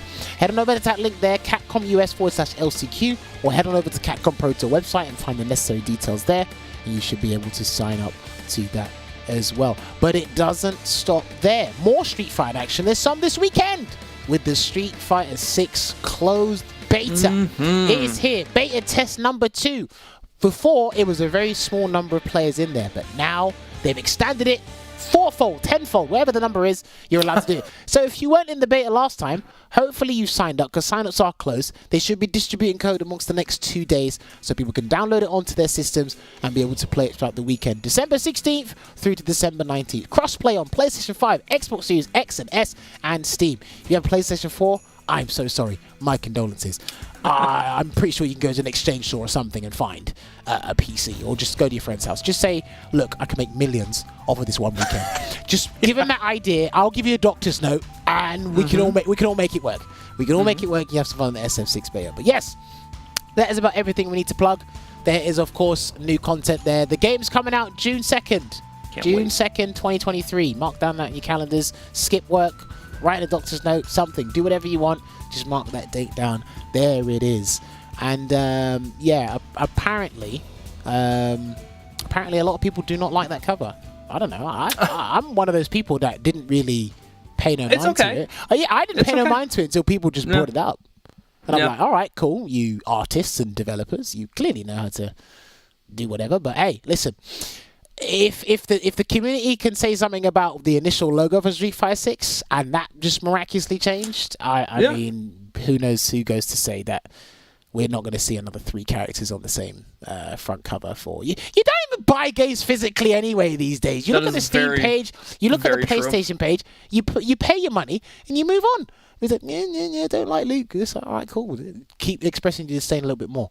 But Mr. Mistopheles, it has been a pleasure. Make sure you follow him. Follow him. He's doing interviews and he's got a Twitter account. Make sure you follow him. Yep. Very active on both. Please do that. At Mr. Mistopheles on Twitter, or twitch.tv/Mr. Mistopheles, then just look up Mr. Mistopheles on YouTube. But any and all support really means a lot, guys. Yes, he's been putting in the work, and so should you.